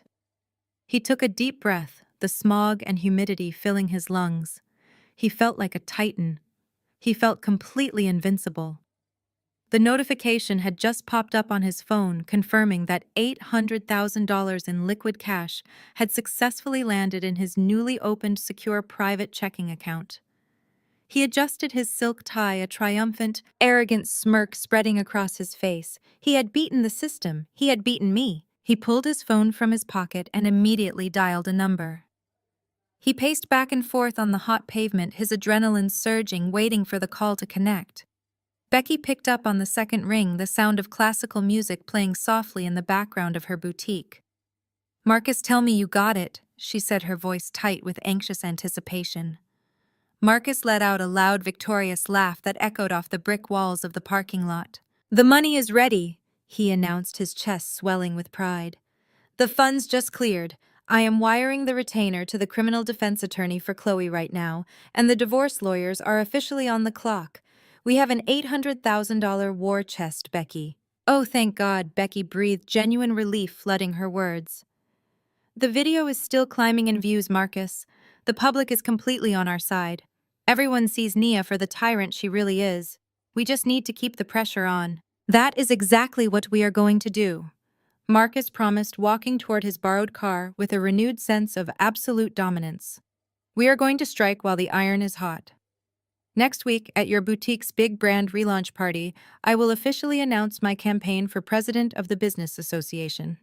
With this public relations momentum and the cash to back it up, I am going to sweep the election. I will have the entire corporate community of Atlanta standing behind me. Soon, Nia will be pushed to the curb, completely isolated and begging for a settlement. We won, Becky. We actually won." The dry erase marker squeaked sharply against the pristine glass board in my executive suite. I stood back, capping the heavy black marker, and surveyed the intricate financial web I had just drawn. From a low angle, the transparent board framed my silhouette against the towering Atlanta skyline, a fitting backdrop for the empire I commanded. At the very top of the glass, I had written the name of my primary firm. Branching down from it were the names of 3 blind shell companies registered in Delaware entities, completely untraceable to anyone without a federal subpoena. At the bottom of the web were 3 names written in bold red ink: Marcus, Becky, Jamal. The heavy mahogany doors of my office swung open, and Elias walked in, carrying a stack of embossed legal folders. He did not say a word at first. He simply walked over to my glass desk and arranged the folders in a perfectly straight line. He looked up at the glass board, studying the diagram I had mapped out, a slow, deeply satisfied smile spreading across his face. "The ink is dry," Elias announced, his voice echoing slightly in the vast room. "The wire transfers have cleared the international holding accounts. The acquisitions are officially complete and recorded with the county clerk. You are now the sole owner of the paper." I walked away from the glass board and took my seat behind the desk. I ran my hands over the smooth leather of the first folder. The general public truly has no idea how the ultra-wealthy wage war. They think power is measured in loud arguments, viral social media videos, or messy divorce filings. They do not understand that true power is entirely silent. It operates in the margins, in the fine print of commercial debt, and in the ruthless execution of asset liquidation. I did not need to scream at Marcus or defend myself against Becky and her fake internet tears. I just needed to buy the ground they were standing on. I opened the first folder. It contained the complete commercial debt portfolio for Southern Elegance Becky's failing fashion boutique. For years, she had paraded around Atlanta high society playing the role of a successful, progressive white business owner who generously employed minority women. The reality was that her store had not turned a profit in 36 months. Marcus had secretly kept her afloat using my money, and when things got desperate, he forged my corporate guarantee to secure her commercial lease. Because Marcus committed fraud to obtain that guarantee, I had the legal right to recall the debt. But I went a step further. I used one of my shell companies to buy out her primary commercial lender entirely. I purchased her building lease, her outstanding vendor invoices, and the massive line of credit she used to buy her seasonal inventory. I looked at the legal creditor certificate bearing the name of my shell company. I was no longer just Becky's sister-in-law. I was her sole landlord, her primary supplier, and her ultimate collection agency. The moment I chose to call in that debt, she would not just lose her store. She would face total personal bankruptcy. I set Becky's file aside and opened the second folder. This one contained a much more delicate and devastating piece of leverage, the Alpharetta estate. For years, Marcus's mother had hosted family gatherings in that sprawling suburban home, constantly making passive-aggressive comments about how Marcus had married beneath his social status, despite the fact that I paid for the very food she served on her table. Marcus had just used that exact house as collateral to secure his $800,000 hard money loan. He was so arrogant and so desperate to hire lawyers to destroy me that he failed to conduct a basic title search on his own mother's property. If he had, he would have discovered that his mother had secretly taken out a massive reverse mortgage on the estate 5 years ago just to maintain her country club lifestyle. The house was already leveraged to the hilt. When Marcus pledged the deed to the private equity lenders this morning, he triggered an immediate default clause in his mother's original reverse mortgage contract. Elias pointed to the highlighted section of the contract. The original bank was going to initiate foreclosure proceedings on his mother by the end of the month, Elias explained. But our shell company stepped in and purchased the entire reverse mortgage portfolio at a slight premium. The bank was thrilled to offload the toxic asset. I traced the signature line with my finger. By layering a predatory high-interest hard money loan on top of a defaulted reverse mortgage, Marcus had effectively handed the deed of his family's generational home directly to me. He thought he was building a war chest to fight me in divorce court. In reality, he had just sold me his mother's house for pennies on the dollar. And then there was the final folder. The $800,000 loan Marcus had just secured this very morning. Because I had purchased the debt from the shadow lender, I was the one dictating the terms of collection. Private equity hard money loans operate on incredibly strict, unforgiving schedules. The first interest payment was due in exactly 3 days. Marcus had confidently set up an automatic wire transfer from the joint checking account he assumed he still had access to. He did not know that I had legally frozen that account during the initial audit. When that automatic transfer bounces on Monday morning, I said, looking up at Elias, it triggers the immediate default protocol on the entire $800,000 principal. Exactly, Elias confirmed. In traditional banking, he would get a grace period, maybe a phone call from a friendly loan officer. But in the unregulated private equity sector, a bounced first payment is considered a breach of contract and an indicator of massive fraud. The entire balance becomes due immediately, and the lender has the right to seize all listed collateral without a standard court-ordered eviction process. I closed the final folder and stacked them neatly in the center of my desk. The silence in the office was heavy with impending destruction. Marcus, Jamal, and Becky were out there right now celebrating. They were toasting to their impending victory, completely oblivious to the fact that they were dancing on a trapdoor and my hand was resting firmly on the lever. They thought they could steal my wealth, humiliate me in my own home, and use the court of public opinion to break my spirit. They relied on the tired stereotype that a black woman would become loud, emotional, and reactive under pressure. They counted on me losing my composure so they could point their fingers and play the victims.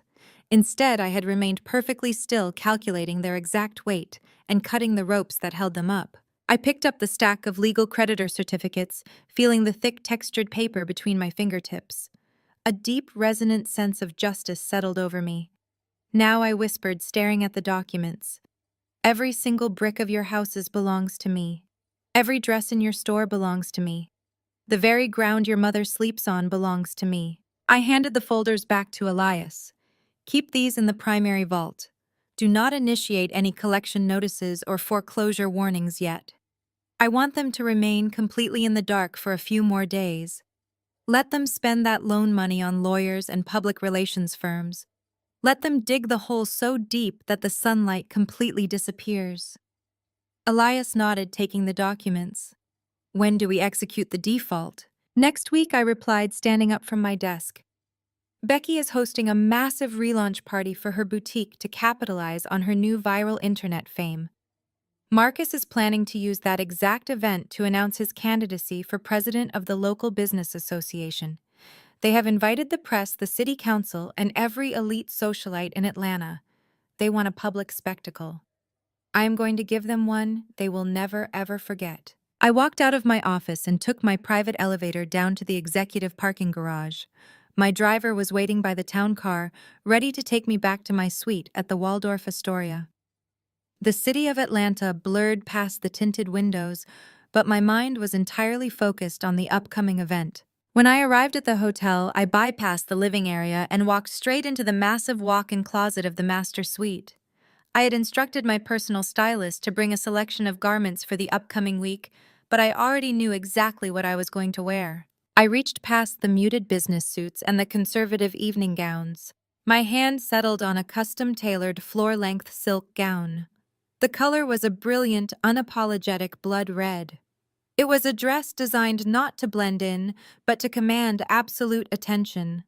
It was the color of power, the color of warning, and the color of a woman who is about to burn an entire dynasty to the ground. I pulled the dress from the rack and held it up against myself in the full-length mirror. The reflection staring back at me was not a victim. It was not a woman mourning the end of a marriage or the betrayal of a blended family. It was a predator dressed and ready for the slaughter. I smiled at my reflection, the anticipation humming through my veins like an electric current. Marcus and Becky wanted the world to watch them destroy me.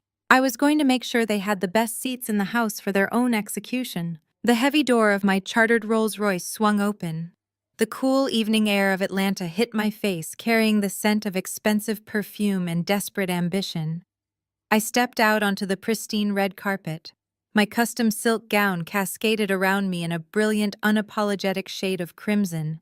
I was a walking inferno stepping into a room full of dry kindling. Camera flashes erupted instantly. The local press had gathered in droves, hungry for a glimpse of the supposedly bitter, soon-to-be-divorced billionaire they had been reading about all week on social media. I did not hide my face. I held my head high, offering the photographers a sharp, perfectly composed smile. Let them take their pictures. By tomorrow morning, these photos would not accompany a story about my downfall. They would be the cover image of my absolute triumph. The grand ballroom of the boutique hotel was dripping in ridiculous excess. Marcus had spared no expense using the very loan money I now legally owned to fund this grand masquerade. Giant floral arrangements choked the dining tables. Waiters circulated with silver trays of imported caviar and vintage champagne. In the center of the room, Becky had set up an elaborate display of her new fashion line, a collection of overpriced, uninspired garments that looked exactly like the woman who designed them, dull, derivative, and completely lacking substance. And there, standing by the main stage under a massive spotlight, was Marcus. He was wearing a custom-tailored tuxedo, holding a glass of scotch, shaking hands with city council members and local business tycoons. He was playing the benevolent patriarch, the rising political star soaking in the admiration of people who had absolutely no idea his entire life was built on a foundation of stolen money and lies. He was so completely intoxicated by his own fake image that he did not even realize he was a dead man walking. I glided across the marble floor. The crowd parted around me like the Red Sea. Whispers rippled through the room as conversations abruptly stopped. People pointed their eyes wide with shock that I had actually shown up to the lion's den. I was supposed to be hiding in shame. I was supposed to be terrified of the public backlash Becky had orchestrated. Instead, I was commanding the room without saying a single word. Marcus saw me first. His confident smile vanished instantly, replaced by a flash of genuine panic before his massive ego overrode his common sense. He whispered something to Becky, and the two of them marched toward me, intentionally drawing the attention of the surrounding journalists and socialites. They wanted a public execution. They wanted to humiliate the aggressive black woman in front of the Atlanta elite to secure his political campaign and her victim status. I was more than happy to oblige. "Oh, look everyone," Marcus announced, his voice booming across the room, to ensure the reporters caught every single word. "The woman who is about to lose half her fortune because of her own cruelty actually dares to show her face here tonight." He stopped a few feet away from me, crossing his arms, a smug, victorious sneer plastered on his face. "I guess you came to beg for a settlement before the judge strips you of everything." Becky stepped up beside him, clutching her husband Jamal by the arm. She put on that familiar, patronizing expression, her voice dripping with fake pity and performative distress. "Nia, this is a private event for family and actual supporters. You have done enough damage to us. You put a teenager in jail. You tried to ruin our lives just because you cannot handle your own aggressive emotions. You really need to leave before you embarrass yourself any further in front of these important people." I did not flinch. I did not raise my voice. I did not offer them the angry defensive reaction they were desperately trying to provoke. I simply raised two fingers, signaling a passing waiter. The young man hurried over, trembling slightly, and offered his silver tray. I picked up a crystal flute of champagne.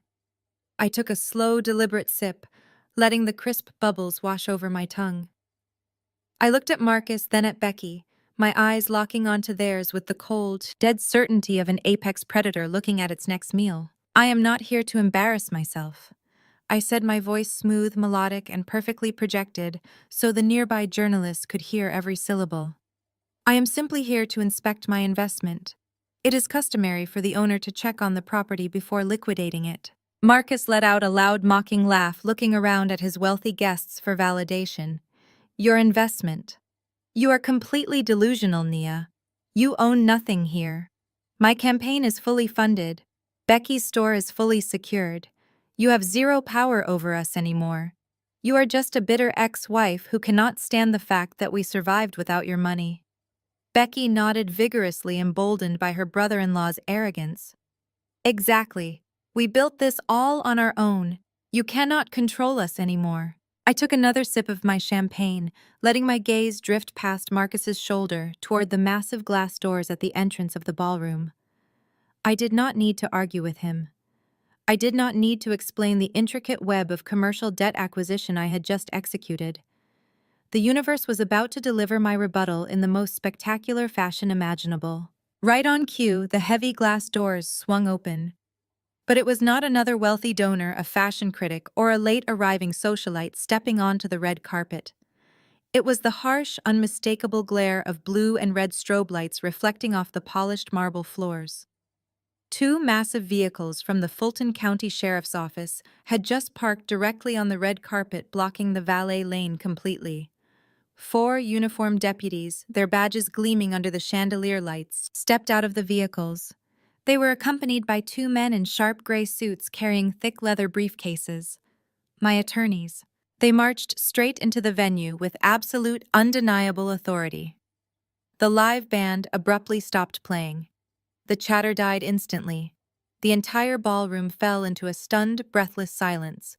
I lowered my champagne glass and smiled at Marcus, watching the color completely drain from his face as the deputies approached the stage. The heavy boots of the Fulton County deputies echoed across the polished marble floor, their radios crackling in the dead silence of the ballroom. The elite crowd of Atlanta parted instantly, a wave of diamonds, custom tuxedos, and stunned faces shrinking back from the center aisle. Camera flashes went off in rapid succession, capturing the exact moment the carefully constructed facade of Marcus Dubois began to crack. He stood frozen under the harsh spotlight, his glass of scotch hovering halfway to his mouth. The confident political candidate from 10 seconds ago was completely gone, replaced by a terrified man watching his reckoning march straight toward him. Marcus finally snapped out of his paralysis. He slammed his glass down on a passing waiter's tray and lunged forward to intercept the deputies before they could reach the main stage. He threw up his hands, plastering on his most polished, authoritative public relations smile, desperately trying to project control in front of the city council members and wealthy donors he had spent the entire evening courting. "What are you doing?" Marcus demanded, his voice cracking slightly despite his best efforts. "This is a private, exclusive event. You cannot just barge in here. We have city officials present. You need to leave right now before I make a phone call and have your badges taken." My lead litigation attorney did not even break his stride. He stepped smoothly around the deputies, closing the distance between himself and Marcus in a single second. He did not offer a polite greeting. He simply took a thick, heavy stack of court-stamped documents and shoved them forcefully flat against Marcus's chest. The impact forced Marcus to instinctively grab the papers against his tuxedo jacket to stop them from hitting the floor. Fulton County Sheriff's Office. The lead deputy announced, his voice booming over the quiet whispers of the crowd. "We are executing an immediate commercial seizure, an asset freeze, and a lockout order for this business entity and all associated properties." Marcus stared down at the documents in his hands. His eyes darted frantically across the bold black text on the first page. "Notice of default, immediate asset seizure, transfer of deed." I watched his breathing hitch. I watched the realization hit him like a physical blow to the stomach. He was reading the exact address of his mother's expansive Alpharetta estate. He was reading the commercial lease number for Becky's failing fashion boutique. He was reading the terms of the $800,000 hard money loan he had signed just days ago. And right at the top of the creditor line, he was reading the name of my corporate holding company. While Marcus stood there hyperventilating over his own financial death warrant, I walked past him. My red silk gown brushed against his rigid legs. I ascended the 3 short steps to the main stage, my heels clicking sharply against the wood. I walked directly to the center podium, the exact spot Marcus had prepared for his triumphant political announcement. I reached out and tapped the microphone with my index finger. The sharp percussive thuds echoed through the massive ballroom sound system. Every single eye in the room snapped to me. The journalists pushed their way to the front, their cameras recording every second of the unfolding disaster. I looked out over the sea of shocked faces, taking a slow, calming breath. The power in the room had completely shifted, consolidating entirely into the palm of my hand. "I sincerely apologize for interrupting this beautiful evening," I said, my voice rich, smooth, and echoing with absolute, undeniable authority. "I know many of you came here tonight to support a new business venture and a promising political campaign. It is truly a shame to ruin such a festive mood, especially since this entire party, the champagne you are drinking, the caviar you are eating, and the venue you are standing in, was funded by stolen money." A collective gasp ripped through the ballroom. The wealthy socialites turned to look at each other in sheer horror. The city council members, who had just been shaking Marcus's hand, immediately took several large steps backward, physically distancing themselves from a man who had just been publicly accused of fraud. From the side of the stage, a shrill, hysterical scream shattered the tension. Becky pushed her way through a rack of her overpriced, mediocre dresses. Her face was contorted in a mask of pure, unadulterated rage. Her carefully cultivated image of the progressive, cultured victim completely evaporated. "Call the police!" Becky shrieked, pointing a shaking finger directly at my face. "Arrest her! Arrest her right now for slander. She is making this all up. She is a bitter, jealous woman who is obsessed with destroying my family because her husband left her. Do not listen to a word she says. She is crazy. Arrest her." The irony of a white woman screaming for the police to arrest a black woman while standing feet away from the very deputies who were there, acting on my explicit legal orders, was almost too perfect. The deputies did not even look at Becky. They were already moving toward the cash registers and the inventory racks, pulling out yellow police tape to begin sealing the merchandise. I did not raise my voice to match Becky's hysterical screaming. I did not need to defend myself against her desperate accusations. I simply turned my head slightly, looking toward the audio-visual booth elevated at the back of the ballroom. The technician I had paid triple his daily rate gave me a swift nod. I raised my hand and snapped my fingers once. The bright chandeliers in the ballroom immediately dimmed. A hush fell over the crowd again as the massive floor-to-ceiling LED screen positioned directly behind me on the stage flickered to life. The glowing cursive logo of Becky's fashion brand vanished from the screen. "If I am making this up," I said, turning back to face the crowd with a predator's smile, "then let us take a look at the actual receipts, shall we? Let us show Atlanta exactly who is funding this family." The massive high-definition display illuminated the darkened ballroom, casting a harsh white glow over the terrified faces of the Atlanta elite. A high-resolution scan of a legal contract materialized on the screen spanning 20 feet across.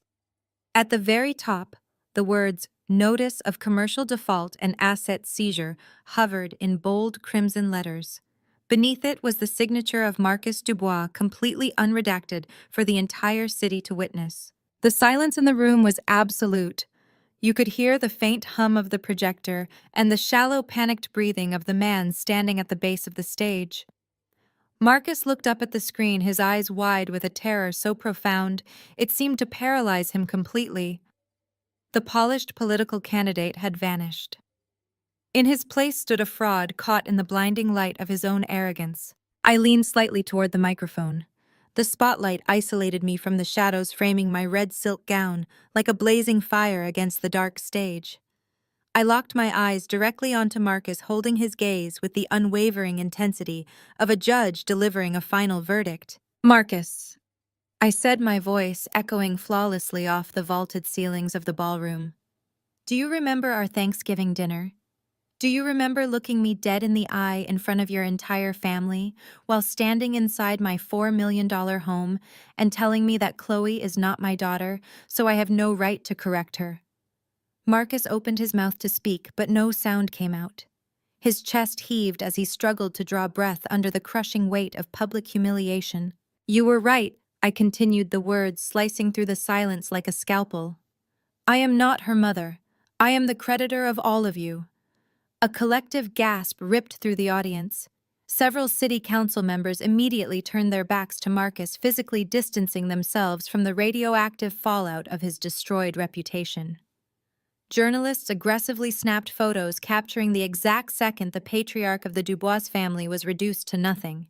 I slowly turned my head, shifting my lethal focus away from Marcus. I looked down into the shadows near the merchandise racks, finding the trembling figure of my sister-in-law. Becky was clutching her husband's arm, her face drained of all color, her eyes darting frantically around the room as if searching for an escape route that did not exist. "And Becky," I said, lowering my tone to a deadly conversational pitch, "do you remember sitting on my custom velvet sofa just a few days ago, clutching a $40,000 handbag that I personally paid for and lecturing me about my culture? Do you remember looking down your nose at me and declaring that we Black women are simply too sensitive and aggressive with our money?" Becky shook her head rapidly, tears of pure panic spilling over her eyelashes. She opened her mouth to deny it, to play the victim one last time, but the sheer magnitude of the crowd staring at her in disgust silenced her completely. The elite socialites she had spent years trying to impress were now looking at her like she was a parasite exposed under a microscope. "Well, since I am so terribly sensitive with my finances, I decided to withdraw all of that sensitivity tonight," I announced. I raised my hand and snapped my fingers a second time. The image on the massive screen shifted instantly. The default notice was replaced by a side-by-side display of two highly classified financial documents. On the left was the commercial lease and operating agreement for Southern Elegance, the very boutique we were currently standing in. On the right was the private equity hard money loan Marcus had desperately signed that exact same morning. I want to explain to our distinguished guests exactly how the ultra-wealthy operate. I addressed the crowd, projecting my voice with absolute clarity. My firm specializes in distressed asset acquisition. When Marcus realized I had frozen the bank accounts he was using to fund his fake lifestyle, he ran to a shadow banking lender to secure an $800,000 war chest. He thought he was being clever. He had absolutely no idea that the private equity firm he begged for cash is a direct subsidiary of my own wealth management empire. The murmurs in the crowd grew louder, a mixture of awe and sheer terror at the level of strategic dismantling they were witnessing. Every single signature Marcus provided today transferred the total legal rights of this family directly to my desk. I explained, tracing a manicured finger in the air toward the screen. You did not secure a loan, Marcus. You legally handed me the deed to your mother's house, the commercial rights to your sister-in-law's failing business, and the leverage to completely liquidate your brother's fraudulent tech startup. Jamal, who had been standing rigidly next to his crying wife, suddenly surged forward. His ego could not handle the public exposure of his own failures. He tried to storm the stage, pointing an angry finger at me. "You cannot do this!" Jamal shouted, his voice cracking with desperation. "That startup is mine. You have no right to touch my company." Before Jamal could even place a foot on the first step of the stage, a massive Fulton County Sheriff's deputy stepped directly into his path. The deputy placed a heavy, unyielding hand flat against Jamal's chest, stopping him instantly.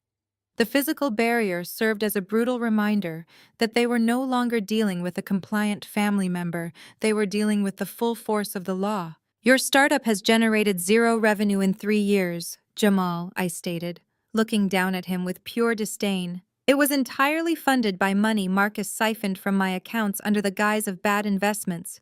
You are not an entrepreneur, you are a dependent, and your funding has officially been cut off." I turned my attention back to the massive screen behind me, signaling the audio-visual technician one final time.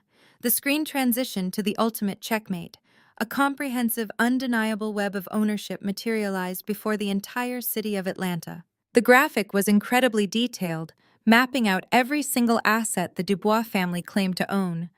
The commercial lease for the boutique, the reverse mortgage on their mother's sprawling Alpharetta estate, the fraudulent startup capital, the student loans, the auto financing.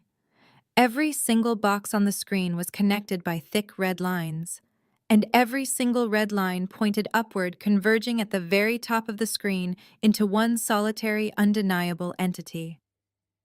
Nia and Company Wealth Management.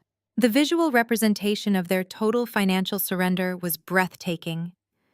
The certificates of debt ownership flashed across the display, each one bearing my corporate seal. They had spent years trying to make me feel small, trying to put me in my place, trying to convince me that I was lucky to be associated with their family. They had built an entire reality based on the delusion that my money was their birthright. Now the cold hard mathematics of their reality was broadcast on a 20-foot screen for the media to document forever. I looked at the legal creditor certificates glowing brilliantly against the dark backdrop. The sheer magnitude of my victory settled deep into my bones. I had not just defeated them, I had completely legally and methodically consumed them.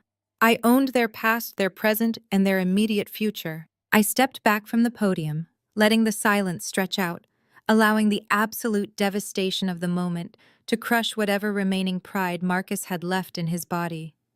He was staring up at the screen, his mouth slightly open, his breathing shallow and erratic. The realization that every single brick of their houses, every rack of clothing in the store, and every dollar to their name now belonged entirely to me finally broke him. I smiled, letting the red silk of my gown catch the spotlight. The trap had not just snapped shut, it had crushed them to dust. I looked down at the two of them from the elevated stage. From this high vantage point, Marcus and Becky appeared incredibly small. The grand, towering shadows they had tried to cast over my life for the past 2 years shrank into absolute nothingness. They were completely stripped of their unearned confidence, reduced to pathetic, trembling figures under the blinding, unforgiving glare of the projector. The massive web of debt ownership glowing on the screen behind me was the ultimate testament to their stupidity. They had brought a knife to a war fought with nuclear financial weapons. I leaned back into the microphone. My voice was no longer a booming echo designed to capture the room. It was a calm, lethal promise designed to cut straight to the bone. This commercial space, I announced, gesturing gracefully to the racks of overpriced clothing surrounding the horrified guests, is officially insolvent. The eviction order has already been processed by the courts. The deputies standing at the doors are not here for a photo opportunity. They are here to execute a physical lockout. As of this exact minute, Southern Elegance is bankrupt and permanently sealed. Becky let out a strangled, breathless gasp. Her knees simply gave out beneath her. She collapsed hard onto the polished marble floor. Her expensive silk dress pooled around her as she scrambled forward, grabbing the edge of the wooden stage with shaking hands. The arrogant, progressive white savior mask she wore so proudly completely melted away. Thick, dark streaks of mascara ran down her face, ruining her flawless makeup as she stared up at me in absolute terror. She watched in horror as the sheriff deputies began unfurling bright yellow police tape, methodically blocking off the cash registers and sealing her designer inventory into evidence bags. Her entire life's work, funded by my stolen money, was being boxed up right in front of her high society friends. "Nia, please!" Becky wailed, her voice cracking as she clawed at the floorboards. "You cannot do this to me. I put my entire life into this store. I have vendors to pay. I have employees who depend on me. We are family. You cannot put us out on the street like animals. Please, I am begging you. Have some mercy. Mercy!" I repeated, looking down at her sobbing, pathetic form. "You did not have mercy when you sat on my sofa and insulted my race to my face. You did not have mercy when you orchestrated a viral campaign, posting a video to millions of strangers, painting me as a vicious predator just to destroy my corporate brand. You weaponized your tears because you wanted the world to see me as a monster. I am simply giving you the monster you begged for." I turned my eyes away from her sobbing figure and locked my gaze back onto Marcus. He was sweating profusely. The custom-tailored tuxedo he had purchased using my credit card now looked like a straitjacket tightening around his chest. He was trembling, his eyes darting frantically toward the flashing cameras of the local press. "As for your mother, Marcus," I continued, projecting my voice, so the journalists in the front row caught every single syllable. "The reverse mortgage she defaulted on has been formally called in. The foreclosure proceedings are completely finalized. The sheriff will be arriving at her Alpharetta estate tomorrow morning at exactly 8 o'clock to begin the physical eviction process. I highly suggest you leave this party and go help her pack her belongings. I hear moving boxes are quite expensive these days, especially when your bank accounts are frozen solid." Marcus shook his head frantically. He held his hands up in the air as if he could physically stop the words from hitting him. "Nia, stop. Stop talking right now. The press is here. The city council members are watching us. You are ruining my political campaign. You are ruining my entire life. We can settle this privately. We can go into a back room. I will sign whatever you want me to sign. Just tell them to turn the cameras off. Please, I am begging you." Before I could even formulate a response to his cowardly plea, a sharp, piercing ringtone sliced through the heavy, suffocating silence of the ballroom. It was coming from the inside pocket of Marcus's tuxedo jacket. He fumbled with his phone, his hands shaking so violently he almost dropped the device onto the marble floor. He answered the call, his thumb accidentally hitting the speaker button in his sheer, unadulterated panic. The shrill, hysterical sobs of his daughter echoed out into the dead quiet room, broadcasting her misery to the entire Atlanta social elite. "Dad!" Chloe screamed through the phone, her voice completely hoarse and ragged from crying. "Dad, where are you? You have to come get me right now." "They threw me out." Marcus stared at the phone in pure horror. "Chloe, slow down. Breathe. Who threw you out?" "The campus security." Chloe sobbed, her words blurring together in a frantic, terrifying panic. "They came to my dorm room an hour ago with empty boxes. They told me my tuition check bounced and my enrollment was permanently canceled. They made me pack all my things while everyone in the hallway watched me. I am sitting on the sidewalk outside the campus gates with all my garbage bags. It is freezing out here, Dad. My credit card is still locked. I cannot even call a cab to get to a hotel. You have to come get me right now. Marcus looked up at me from the base of the stage. His eyes were wide with a mixture of absolute terror and disbelief. You actually did it, he whispered, his voice cracking. You threw my 19-year-old daughter onto the street. I stepped away from the podium. I walked right to the very edge of the stage, looking down into his desperate, terrified eyes. The spotlight followed me, casting my red dress in a brilliant, fiery glow. I told you I canceled her tuition on Thanksgiving night, Marcus, I said, my voice dropping to a harsh, icy whisper that carried perfectly through the silent room. You just chose not to believe me. You thought I was making an empty threat because you are a man who operates entirely on empty threats. You thought you could use my money to bail her out of jail and fight me in divorce court, but your money was an illusion. And now, your entitled daughter is sitting on a cold sidewalk with absolutely nothing, which is exactly where she belongs. That was the exact moment Marcus completely broke. The realization that he had absolutely no power, no money, no leverage, and no way to save his family physically crushed him. His legs simply gave way beneath him. The proud, arrogant patriarch, the man who had publicly humiliated me in my own dining room, fell hard onto his knees right in front of the stage. The camera shutters went into an absolute frenzy. The brilliant, rapid flashes of white light illuminated Marcus on his knees, begging a black woman for mercy in front of the entire city. The political donors he had been trying to impress actively turned their backs, refusing to be photographed anywhere near the blast radius of his destroyed reputation. Nia, please, Marcus begged. Tears finally spilled down his cheeks, ruining his perfectly groomed facade. He reached out his hands, hovering in the air just inches from my designer shoes, too terrified to actually touch my ankles. I am so sorry. I was wrong. I was so arrogant and stupid. I will drop the divorce petition tomorrow. I will drop the alimony claims. I will get on my knees and apologize to you on national television if that is what you want me to do. Just do not take my mother's house. Do not leave my daughter freezing on the street. Please, Nia. I am begging you. Save my face. Do not let the press photograph me like this. He was not crying for his elderly mother facing eviction. He was not crying for his daughter sitting on a curb. He was crying because the press was documenting his absolute destruction. His fragile male ego was bleeding out onto the marble floor, and he was desperately begging me to put a bandage over the wound. I looked down at the pathetic, broken man weeping at my feet. I looked at the man who had stared at me with pure venom and told me I was nothing but a walking bank account. I looked at the man who had allowed his spoiled child to disrespect my home, my heritage, and my boundaries.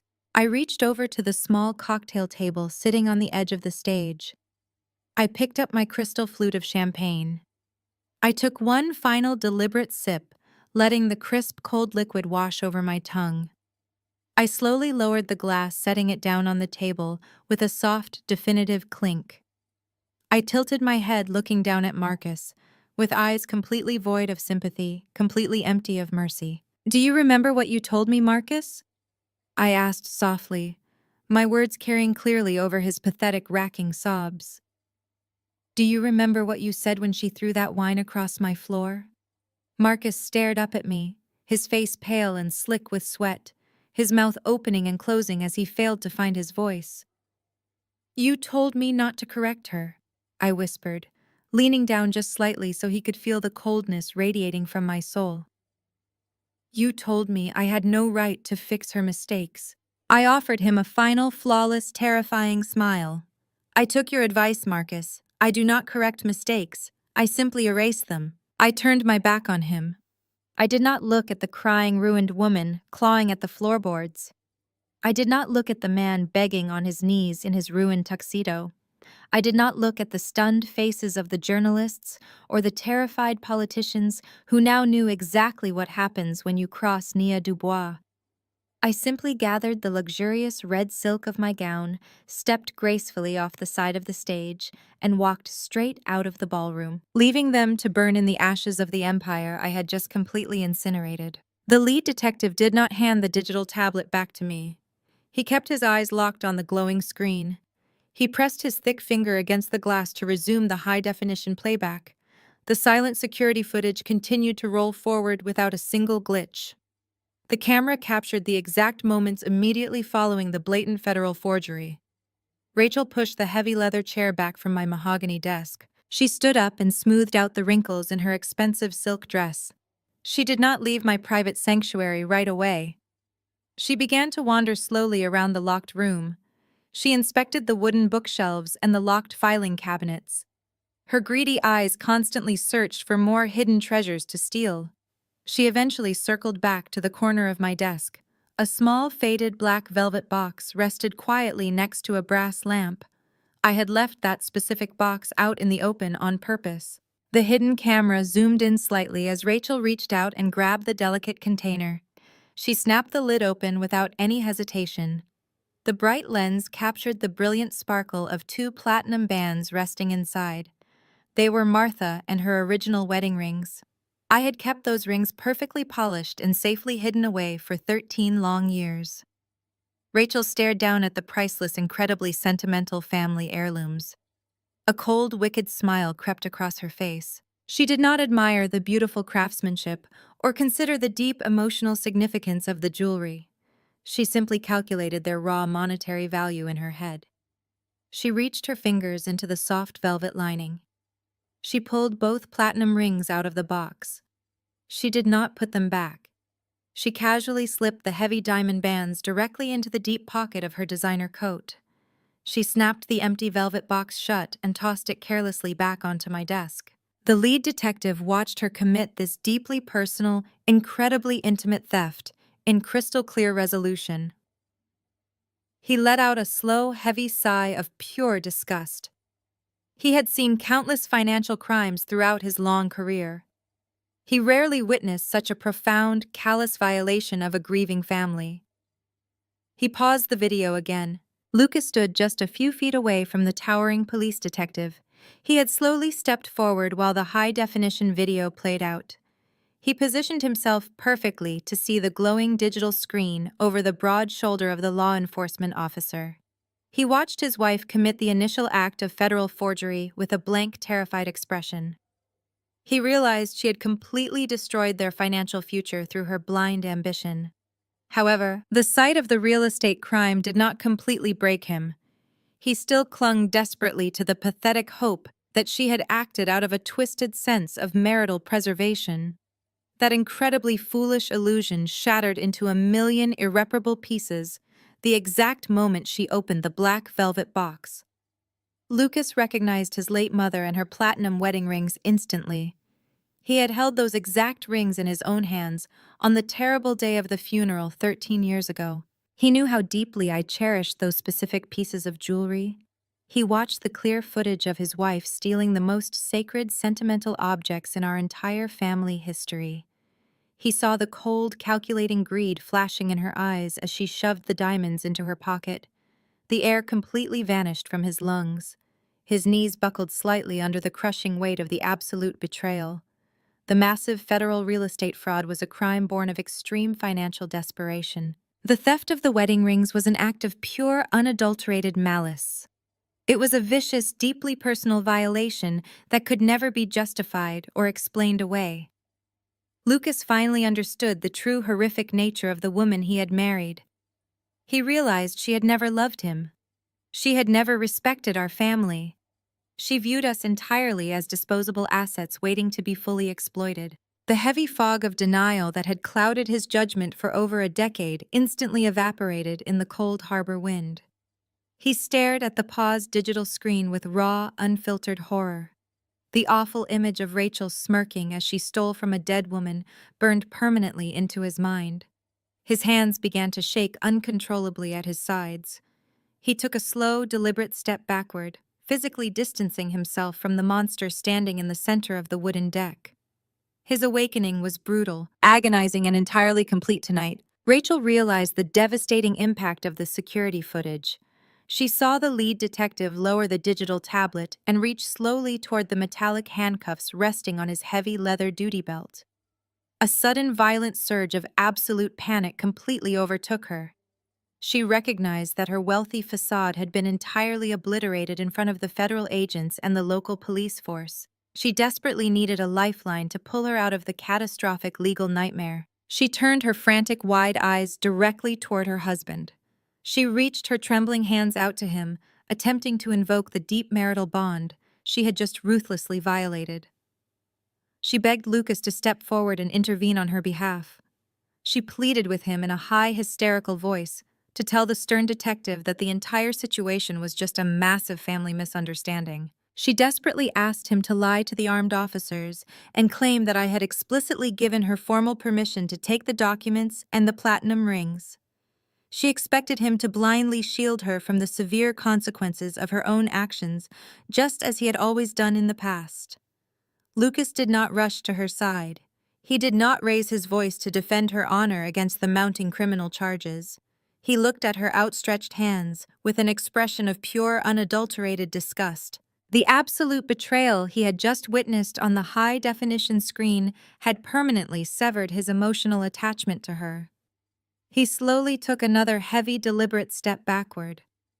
He physically and symbolically abandoned her on the polished teak deck of the luxury yacht. He stared into her terrified eyes and offered her absolutely no comfort. He flatly refused to speak a single word in her defense to the waiting law enforcement officers. He silently communicated that she was completely and totally on her own.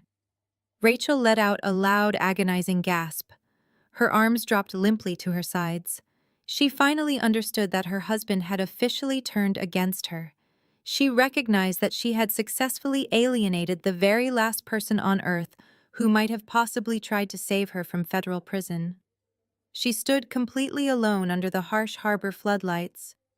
She was entirely surrounded by heavily armed government agents, angry creditors, and an utterly disgusted family. The total isolation was completely and entirely suffocating.